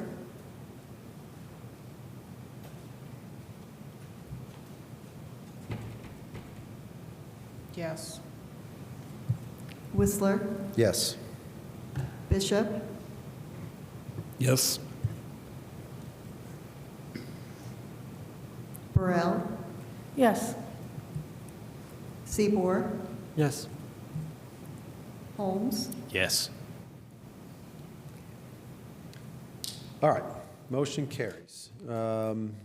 We are now on to our next petition, which is ZO35-25. This is related. We also have, again, Jackie Scanlon to present. Go ahead, Jackie. All right, yes. So this is response to Resolution 2025-17. You will recall, probably some of you, that last winter we received a resolution from council and we heard it in February of this year. That's when Ms. Killian Hansen gave her presentation. Then we realized that was outside of the 60 days statutorily required for that hearing. So council then broke up that resolution and sent it forward as the one you just saw, and this one as a separate resolution. So the latest resolution was signed by the mayor on October 2nd. You're hearing it tonight, and you have to make a recommendation to Common Council by January 9th. So again, to kind of just a little bit go over what that resolution entails.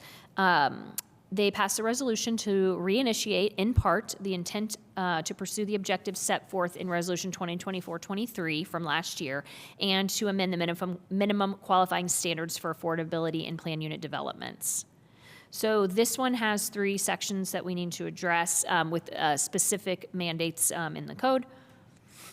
The first is related to the eligibility section. And the directive was that the Plan Commission is to prepare a proposal consistent with this resolution to amend the text of the eligibility section, which is here on the left, to include an AMI requirement within Tier 1 and Tier 2 affordable housing projects as follows. Tier 1, affordable housing projects to include at least some units to be priced below 90% of AMI, using whole percentages for each tier. And Tier 2, affordable housing projects to include at least some units priced below 70% of AMI, using whole percentages for each tier. So this was an image that Ms. Killian Hansen presented to you in February. I don't know if I can zoom in on it. Maybe I can.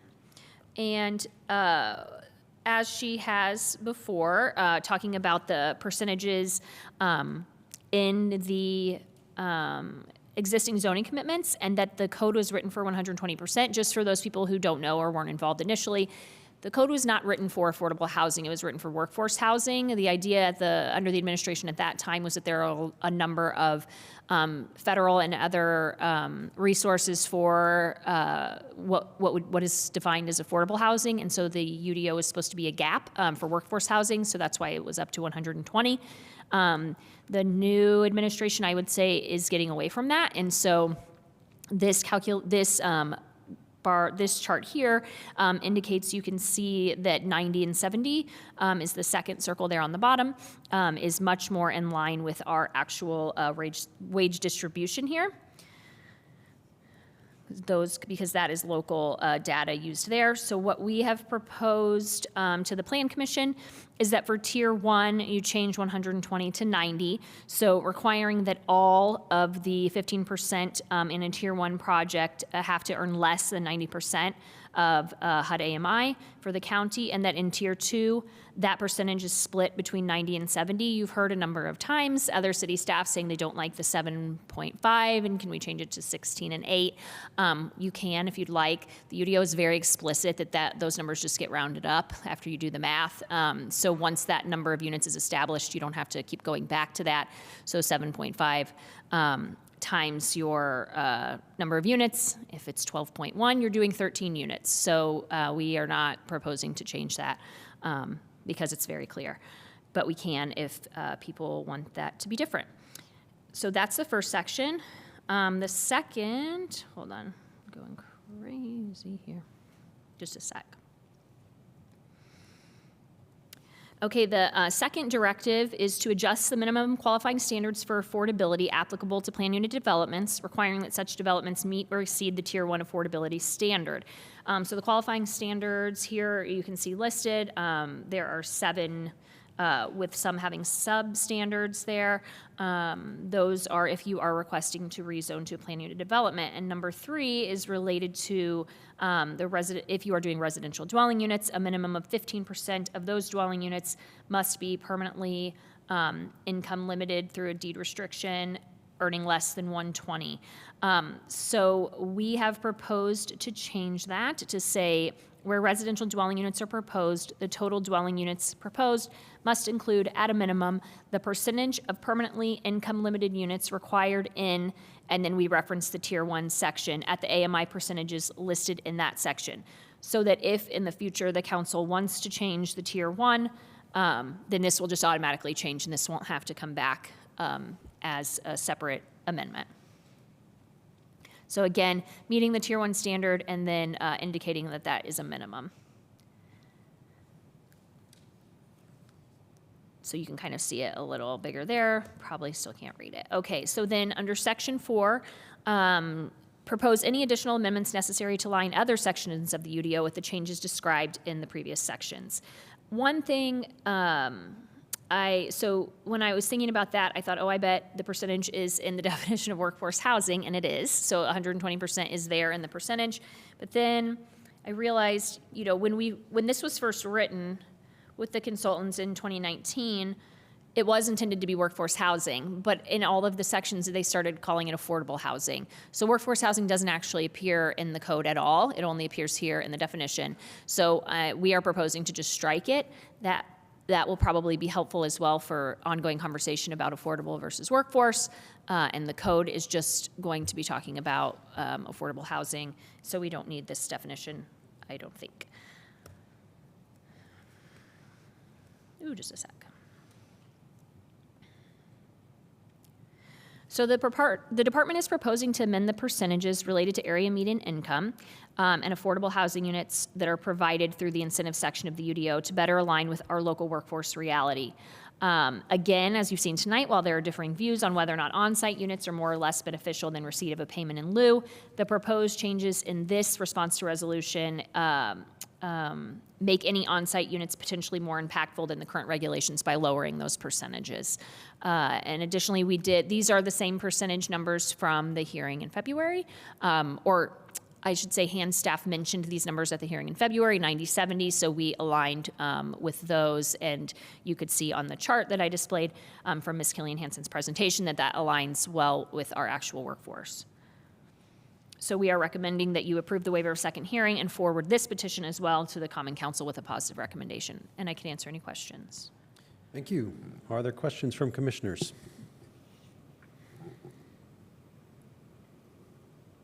Commissioner Burrell.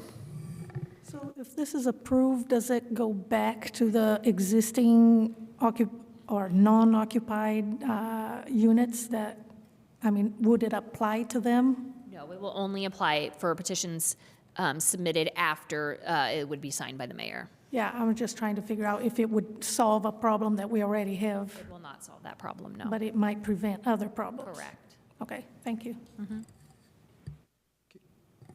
I've got a question. These levels, percentages of AMI, are in the UDO, saying if you want to qualify for these incentives, you have to meet these tiers. And then they are codified for each individual deal in a contract, right? And that's correct, yes. Right? Is there a legal reason why those contracts could not just reference, similar to the way that our UDO references an administrative handbook?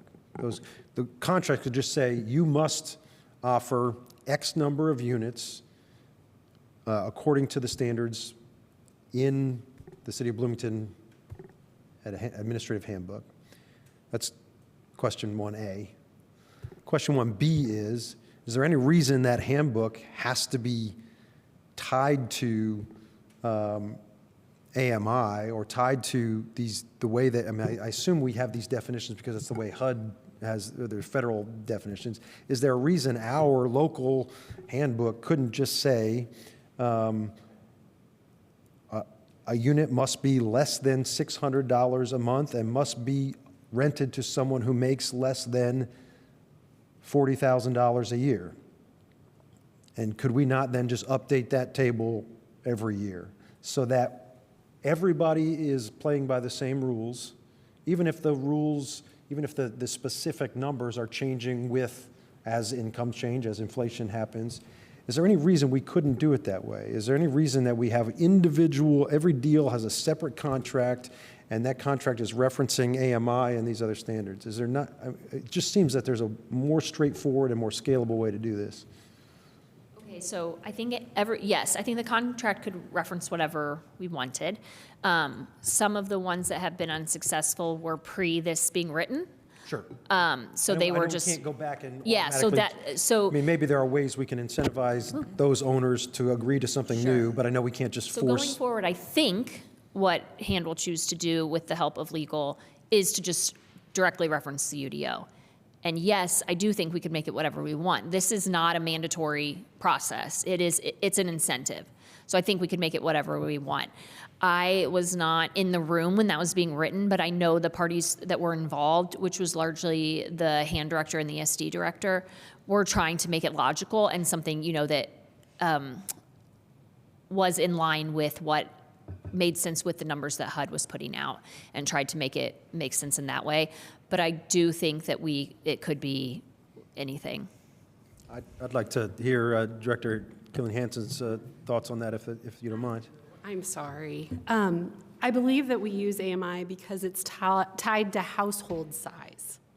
So obviously, if it's a 4-person household at a certain area median income, it's a different rate than it is a 1-bedroom. So I think that that's why. I would prefer to keep it with AMIs, but maybe make it more clearly stated in the agreement. I really just think that the language in the agreements in general has been the bulk of the issue. I think it's great to reference back to the UDO and kind of keep it as an evergreen item that they have to keep changing or checking. But I do think that I would love to see that the agreements come back to the Plan Commission for verification before they're actually signed. I would like to make sure that there are like some actual processes to cover our bases. That's just my 2 cents, though.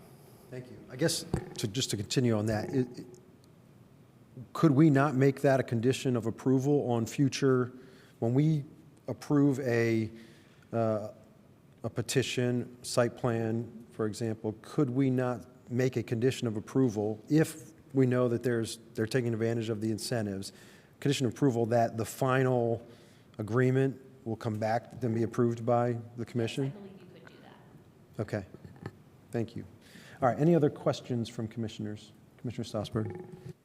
I just want to point out that one of the things in the resolution it said was to use full percentages, and in the Tier 2, we didn't do that. So I guess I'd like to propose to amend it, or I don't know if we need to do a condition of approval, if that's easier, to make it a minimum of 7% for households earning below 90% and 8% for households earning below 70%. And the reason why in the resolution I said use whole percentages is because Hand told me that whole percentages were easier to deal with than half percentages.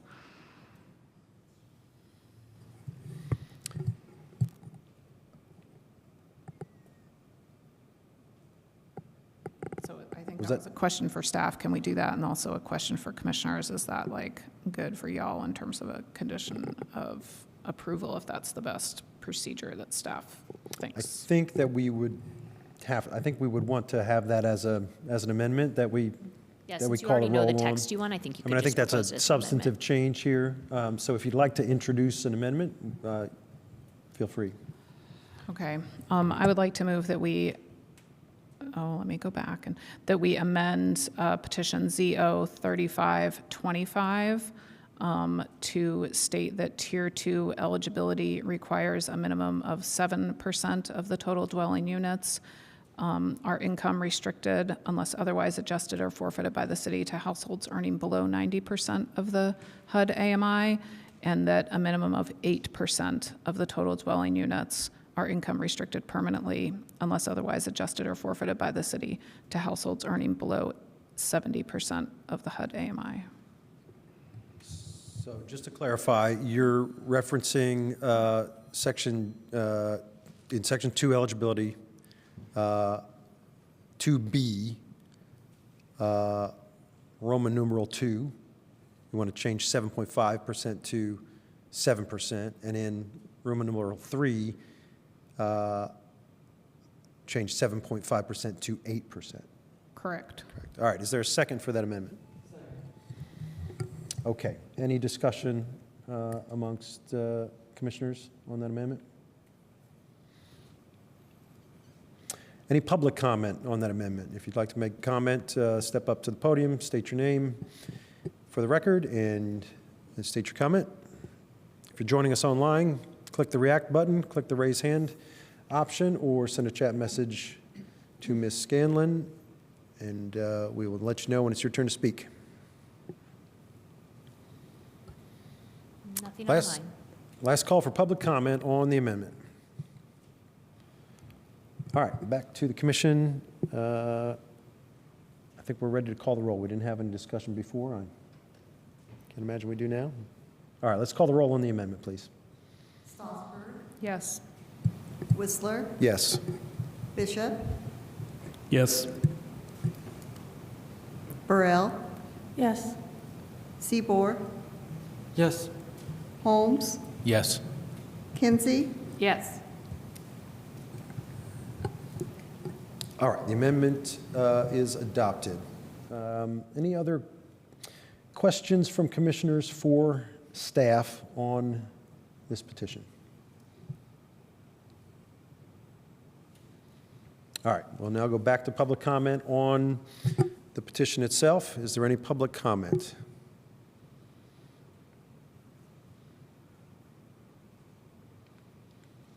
Last call for public comment on the petition. All right, back to the commission, and I think we are ready for a motion. I'll motion to approve the, to approve the waiver of second hearing and forward ZO 35-25 to the Common Council with a positive recommendation. Is there a second? Sorry, Sorry, as amended. Yep, thank you. Do we have a second? Second. All right, any final discussion on the motion? All right, let's call the roll, please. Whistler, Yes.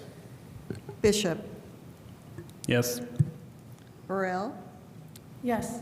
Seaboard, Yes. Holmes, Yes. Kinsey, Yes. Strasburg. Yes. All right, motion carries, and the petition is forwarded to the council. We are on now to our final petition of the evening, ZO-36-25. Petitioner is William Wamathai, the property at 2005 West Corey Drive. I believe we have Eric, we need Eric Grulich to present this one. Is Mr. Grulich with us?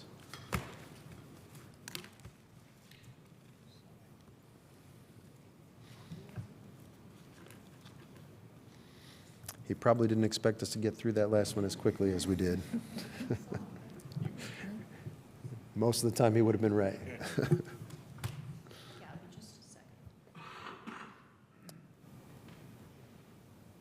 While we're waiting for Mr. Grulich, I'm going to go ahead and just call a brief 5-minute recess so we can all take a little break, and we'll reconvene here at 7:27.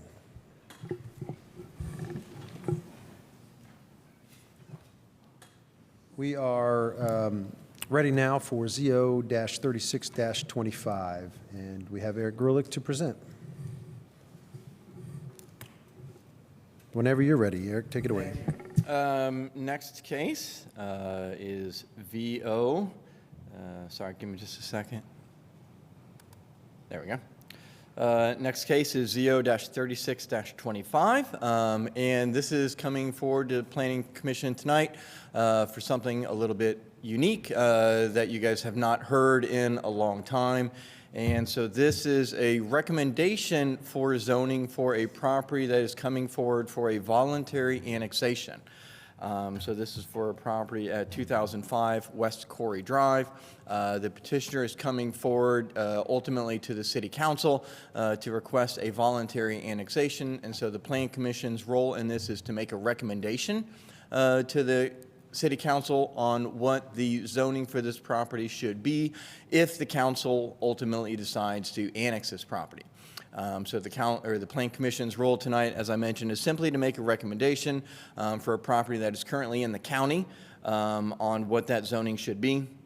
So the property is on West Corey Drive, and the properties to the south of this are zoned within the city, which is what makes this property eligible for annexation. The property to the south is the Moose Lodge that's zoned residential medium lot, R2. The this particular property that is coming in for annexation or possible annexation was actually in the county when this subdivision was approved. It was approved in 1992 as Corey Lane Estates. And so it was in the AFA at that time. So this is Lot 2 within the Corey Lane Estates. This is within property that is, as I mentioned, zoned by the county. Within the county's urbanized area plan, which is their equivalent of the comprehensive plan, it is designated as mixed residential.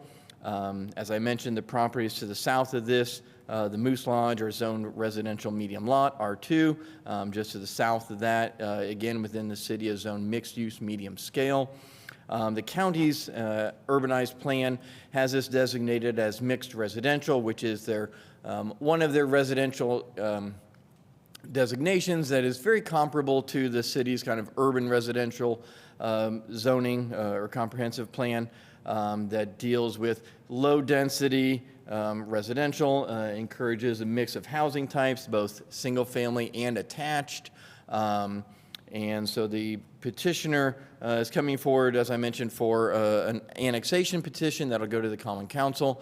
So as we looked at this, we look at what the county's comprehensive plan is and both the city's comprehensive plan for the adjacent properties. The adjacent property, the Moose Lodge, is zoned neighborhood residential, is zoned R2. The county zoning, which is RES, which is kind of a very low density zoning, has very similar setbacks to the R2 zoning that is to the south of this.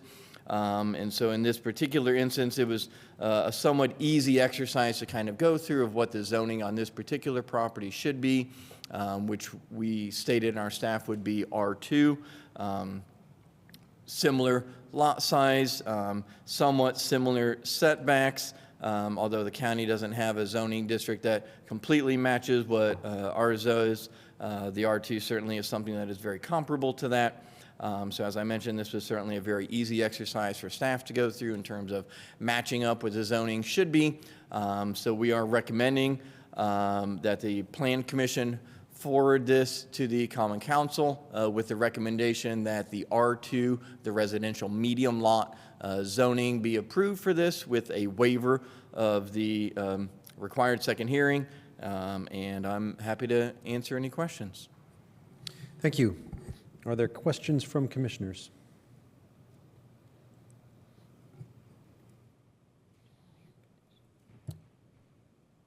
Is there a representative from the petitioner that'd like to add anything to the presentation?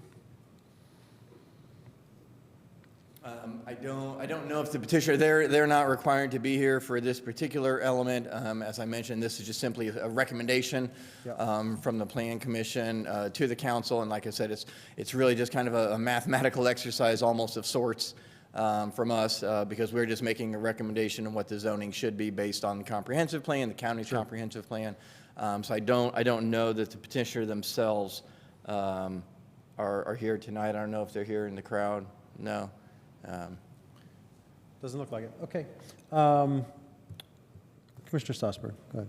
I just have a question. So, I mean, I guess I think that R2 designation kind of makes sense in terms of what Quarry Drive looks like, and it makes sense because we have an adjacent R2, you know, to the south of it. But I'm really curious as to why that property to the south was zoned R2, if you happen to know, because it is all owned by one entity, and it is the Moose Lodge, and R2 is residential. So, I mean, it's not like we have a proposal on the table to change that, but I'm just kind of confused as to why that was ever R2 while we're talking about this area. Yeah, so that's a great question. And so actually when the Corey Lane Estates subdivision came in, you know, they kind of looked, although the Moose Lodge property did exist, obviously, and was occupying the property to the south of this, you know, they installed or required a road stub to the Moose Lodge property because they expected that to be developed. You know, one of the things when we go through our zoning map and we look for situations where maybe a property is, I don't want to say miszoned or mismatched, the commercial properties always, for the most part, they have frontage on public roads. And then depending on kind of where that might be in a situation, if it's back from an arterial road, from a collector road, then we look and see, is the commercial zoning really appropriate? So in this case here, the Moose Lodge, it does not have frontage on 2nd Street or Bloomfield Road. And so, the comprehensive plan has it designated as neighborhood residential. So the R2 zoning on that property really does kind of make sense in that you don't have frontage on an arterial collector road. You have residential to the north, residential to the west. And as you get back into Bloomfield Road, get, even one property off of Bloomfield Road, you're pretty much predominantly all residential. So it really made sense. While I don't have any recollections of the Moose Lodge property myself, discussing it, it does make sense for that to be zoned R2 because, it does lend itself to residential. It could be commercial, but kind of given the deep length of it, it makes it a little bit challenging sometimes for a commercial development to occupy that, and housing in that situation certainly would be appropriate as well. So that's, why I can alter a hypothesis of why the Moose Lodge is zoned R2. So I understand the equation that you're operating from, that there's a R2 south of it, so that makes sense.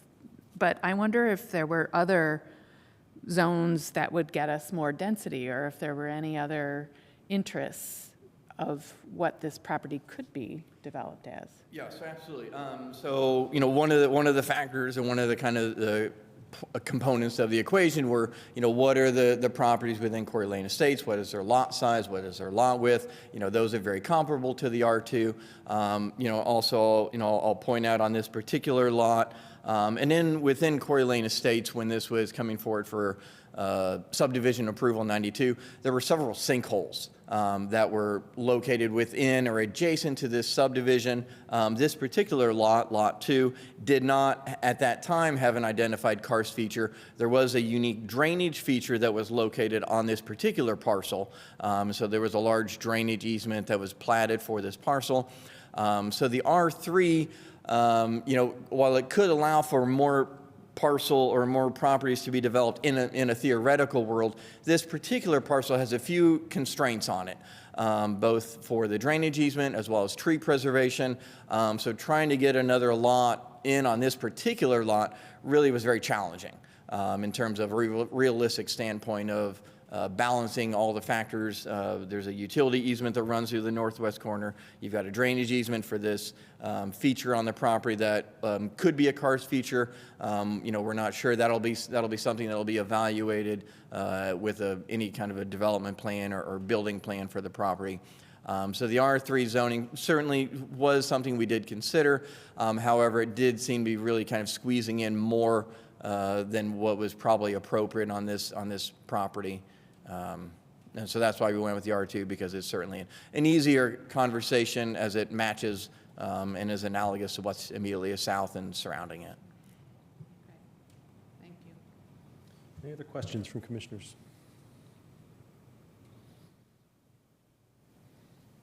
All right, seeing none, we'll go to public comment then on ZO 36-25. If you'd like to make comment, just step up to the podium, state your name for the record, and you'll have up to 5 minutes to make your comment. If you're joining us online, click the React button, click on the raise hand option, or send a message to the meeting host, and we'll recognize you when it is your turn to speak.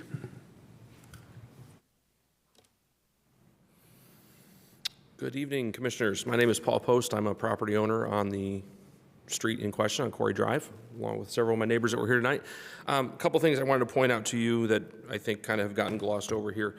That entire area is part of what's called Island 4 in the annexation process with the city. The majority of that area did not want to be annexed. That's a very important point. All the neighbors around there, the people, that's been a very ongoing issue to us. To have one odd lot want to be in the city would cause a bit of a headache. This is as a city employee, I can tell you, for police, for fire, for sanitation, to have to service one odd lot on a street that is considered county, right? So that's something I think needs to be pointed out. A lot of the things that we're going through the paperwork today, In '92, when this was approved, there were things mentioned that have never come to fruition. It talks quite a bit about curbs and sidewalks and all those things. That never happened. We still have the existing, as far as I know, pavement from back in the 90s. There's a section there where it talks about adequacy of road systems. The finding was listed as there are no known problems with the existing Quarry Drive road or infrastructure. Well, that's just false. There's several buckled areas. There's a big pothole. There's a giant, it's like 4 foot wide, it's just gravel. No one cares for that road. We've asked the county to care for it, and they say it's not county. The city says it's not theirs. We talked to Cowden Enterprises, and they say, well, yeah, it's kind of a private road, but you guys have to pay for it. There is no homeowners association. There is no, that's another thing that was mentioned in the paperwork originally when this was approved, was a homeowners association would be established. It never was. All the talk in the paperwork and the stuff that talks about the homeowners association will care for the sinkholes, that doesn't happen. There is no homeowners association, so I have no idea what they think someone's caring for those properties.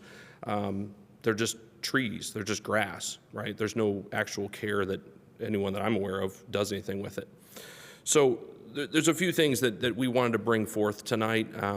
I really don't have an issue with someone buying the property. That particular parcel is just wooded. We have several deer that live in there, I'll tell you that. They're not gonna be happy with it, but however it's used, I think the issue here and why we're asking for a no recommendation is really about the annexation question. It makes no real sense to drop one property onto that street when the area around it is very much opposed to annexation. And looking at those things. So again, thank you for your time and appreciate it. Thank you.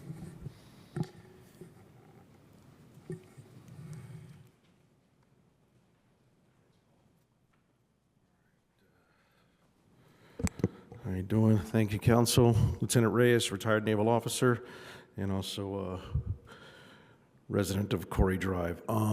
Yeah, that property is a sinkhole. It floods regularly. I mean, you could swim in it when it floods, literally. It's up to your chest. And also, as my neighbor Paul Post said, it would be inconvenient if just one piece of property was, designated commercial. It just makes no sense. It would probably be a disruption to the rest of the residents, of our little block there. So, yeah, most all of us, that I've talked to, pretty much every neighbor up and down the block, and they're pretty much opposed to it, because it just would be a disruption to all of us. So that's all I have to say. Thank you. Thank you.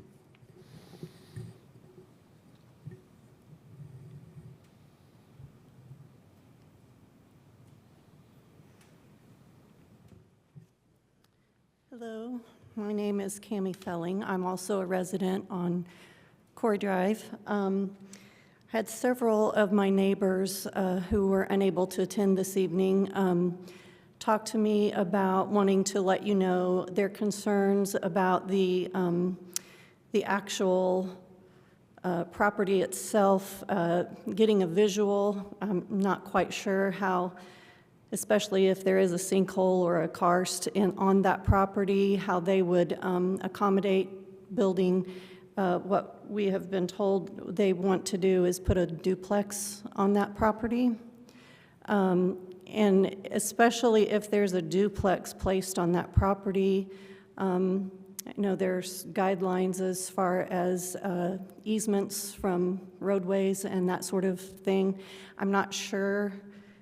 To me, in my mind, I can visualize almost having to have a garage almost open right on the road, and to have two residents' vehicles have to be accounted for in that area would be rather difficult, especially where it's located because of the curvature of the road. Might become a hazard to traffic flow on that road. Also, I'm not quite sure how having one resident be designated in the city as opposed to the other neighbors being in the county on that road, how that would affect the process that where we remonstrated against annexation. Kind of seems like we jumped through a lot of hoops in order to remonstrate against and oppose the annexation into the city. I'm not sure, I wasn't even aware that you could, one person could voluntarily decide to become part of the city. So I was just not sure what the ramifications of that legally would mean for the rest of the residents on the street. Those are my concerns. Thank you.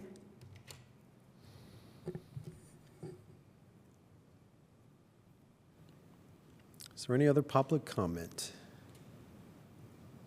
Do we have any online commenters?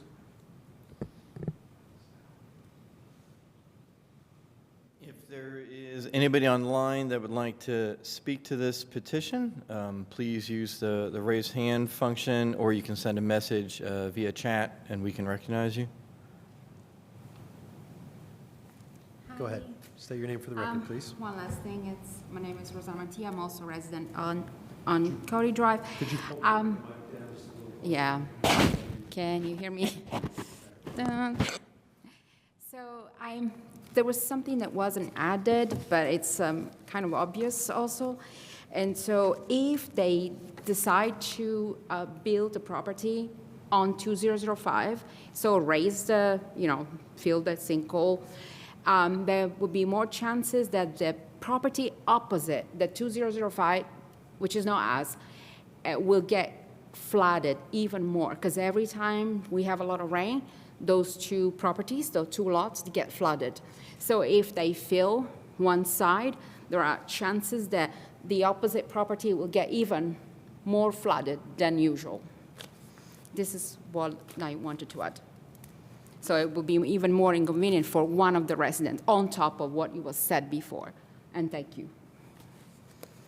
Thank you.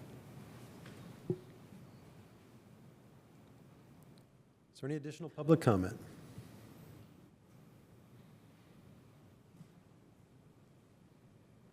All right, last call for public comment.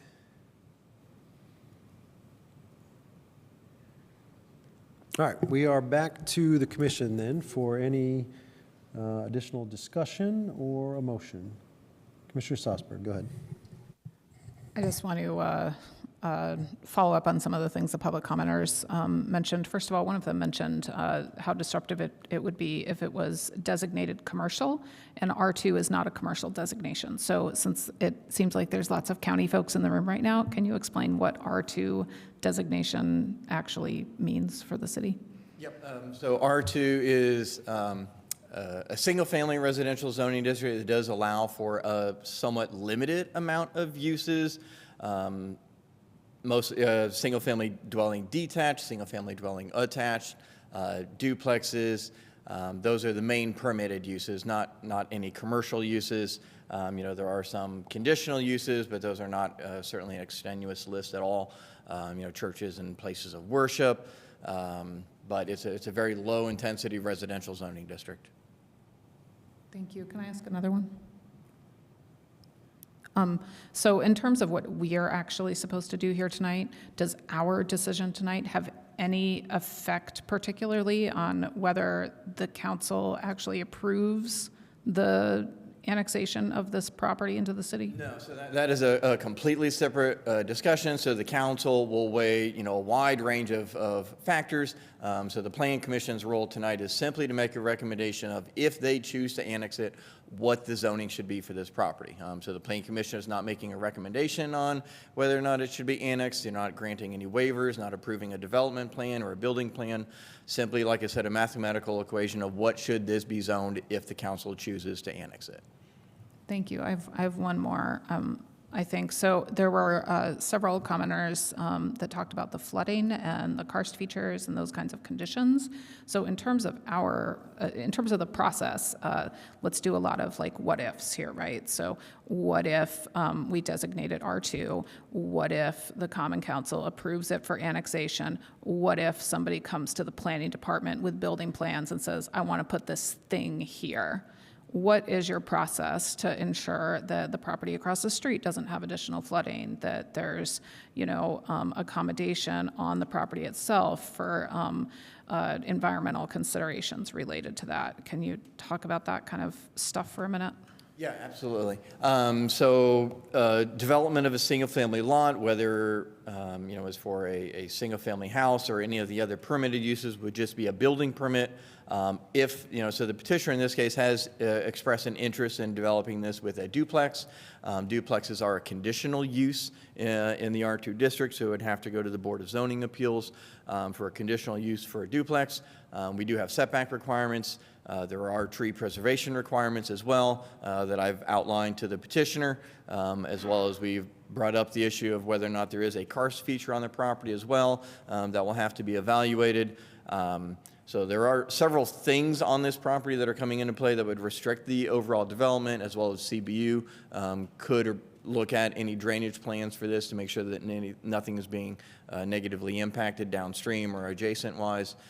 So there are several things that are still going to be reviewed should somebody come forward, or if they come forward with a plan for development on the property. So is there a potential world in which, once again, the what ifs, we say that it's R2, what if Common Council approves the annexation? What if somebody comes to you and wants to build something and basically it just can't actually be built on because the environmental pieces are like that you can't build anything on there safely between karst stuff and drainage stuff and all of that stuff, then what happens to it? So I don't know that it is completely unbuildable. I don't know that that is necessarily a factor, but that is what the variance process is for. If any of the requirements of the UDO present a practical difficulty or a hardship in the development of a lot, then somebody always has the right to seek relief from that to the Board of Zoning Appeals. When this was platted, like I said, it was in the city, and this was a lot that was permitted as a lot of record with the subdivision. There were other karst features that were set aside on this subdivision, placed in easements. This had a drainage easement that was placed on it. So it was created as a lot of record. With that being said, as I mentioned, the board can grant variances from any of the design standards or development standards of the UDO if they create a hardship in the use of the property. But, we obviously look at those very stringently. The hope would be that somebody comes forward with something that meets all of the requirements of the UDO. Okay, thank you. I think that covers the concerns that I heard. Any additional comments or questions? Go ahead. Yeah. So I understand we're not talking about actual annexation. We're just talking about what zoning will we recommend if the council votes to annex it. But the question, so somebody owns the property right now and it's county property. Is their building on it dependent on annexation in any way? Could they build on it right now? Yeah, well, I don't want to speak for the county's regulations and what their standards may or may not allow, but as I mentioned, it is a lot of record. And so in theory, somebody could go to the county and apply for a building permit today and build a house on it, per the county's regulations. And it's a mixed use type of it's zoning? zoned RES, which is a very low density, kind of somewhat large lot size, to be honest. I can pull up the standards here again.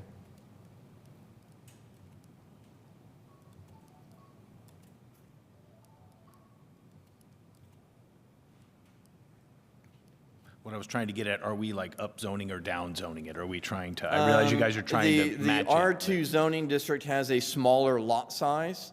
So in the RES county zoning district, the maximum lot width is 75 feet.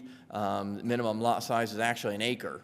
Going to the R2 is a 7,200 square foot lot size. So certainly this is a much more permissive lot size. You know, the only comparable lot size that we have in the city is owned in R1, and that's about a quarter acre. But this would certainly not fit the bill for the properties within the city that are zoned that. So this isn't upzoning in intensity in any way, like you said. Not from even a land duplexes use are conditional perspective. From a use, land use but it's not- perspective, the uses are very comparable. very similar to You know, what the somebody lot could build size. on it right now. Yeah. Okay. Okay. Sorry, just to follow up on that. But this particular lot, or this property in question, is already smaller than that lot size, right? Correct. Right. So Yeah, it doesn't create any way for this to be subdivided, right? Right, yeah, the lot size and the lot, or for the zoning district would not allow for another lot, not as far as I can see, not with the constraints that are on it and the easements. Yeah.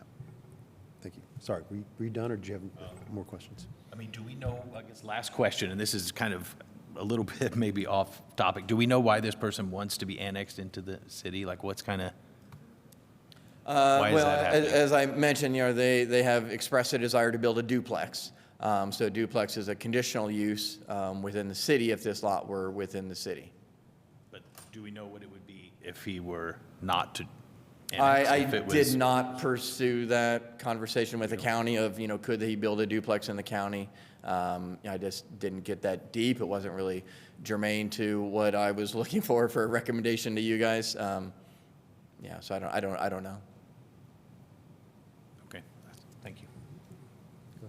I guess I have two questions. One is just a confirmation about the next step should okay, so I don't want to go into well, I suppose if the council accepts it as a rezoned lot and acts on its allowability for annexation, if the council acts on that and it's positive, then the person who would want to build something would have to come back to the BZA to get a conditional use for whatever you're imagining they want to do. So that would be the site to further discuss what gets built and whether Correct, it's yep. allowable. So they would have to go to the Board of Zoning Appeals for Yeah. conditional use approval for a duplex. For a duplex. If they chose If to it were pursue that. To pursue, right.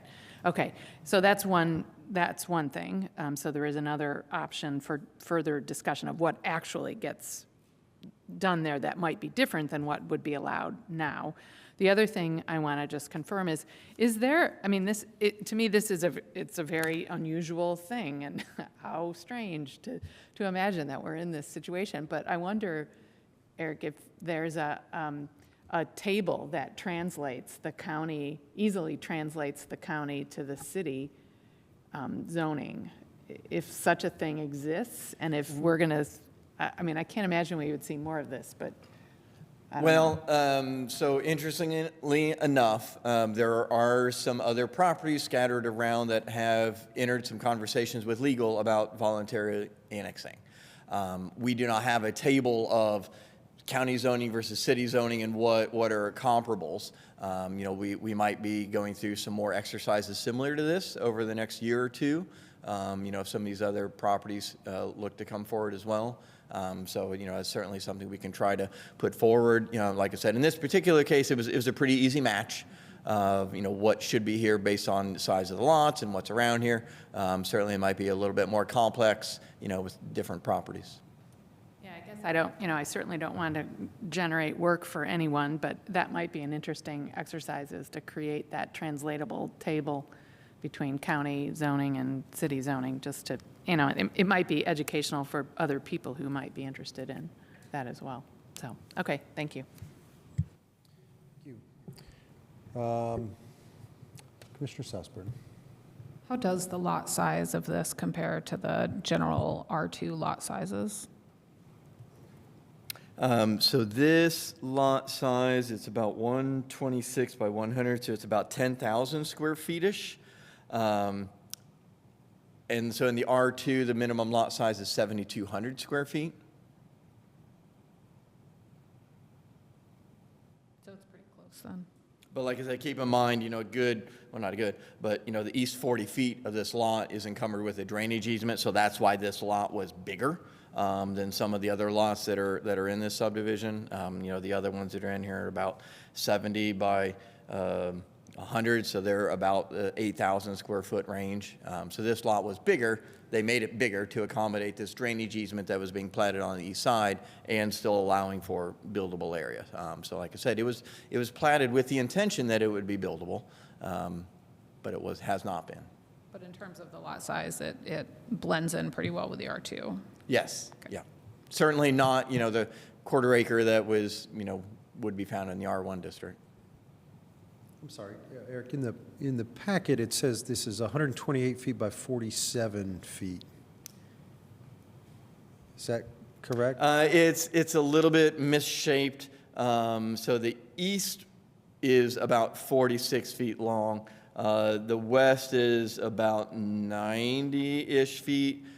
So it's an odd, I'm sorry, I didn't realize that the screen is getting cut off here.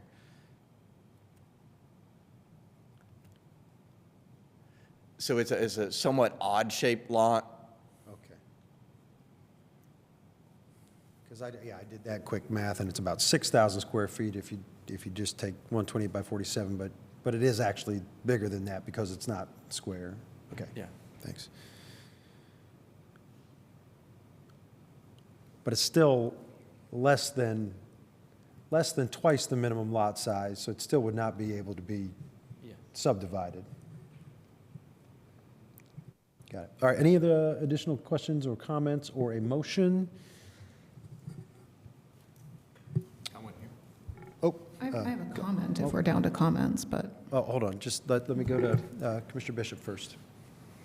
So it feels a bit chicken or egg argument as to determining the zoning for a property that may or may not be annexed at a future point in time. Is there a reason that we're trying to determine this prior to the determination of whether or not it's going to be annexed?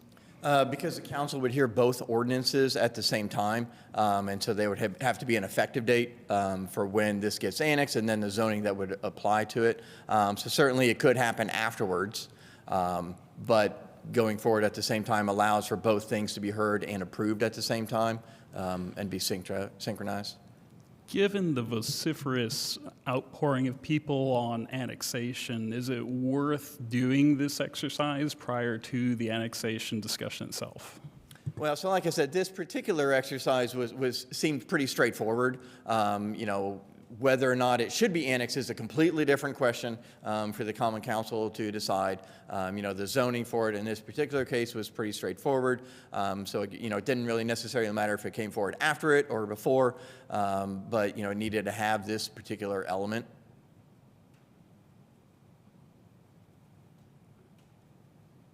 Does anyone like to make a motion? Before we just get to just comments, I'd like us to have a motion on the table. Is anyone prepared to do that? Just as a reminder, the staff recommendation is that we approve the waiver from the required second hearing and forward this petition to the Common Council with a favorable recommendation. I'll motion that we waive the required second hearing and forward the petition to the Common Council with a favorable recommendation. Is there a second for that motion? Well, and I guess I should probably clarify just a little bit, with the recommendation that the property be zoned R2. So not just a favorable recommendation, really, but that the property should be zoned R2. Yeah, I mean, that's what the petition is, right? So I think, understood. Second.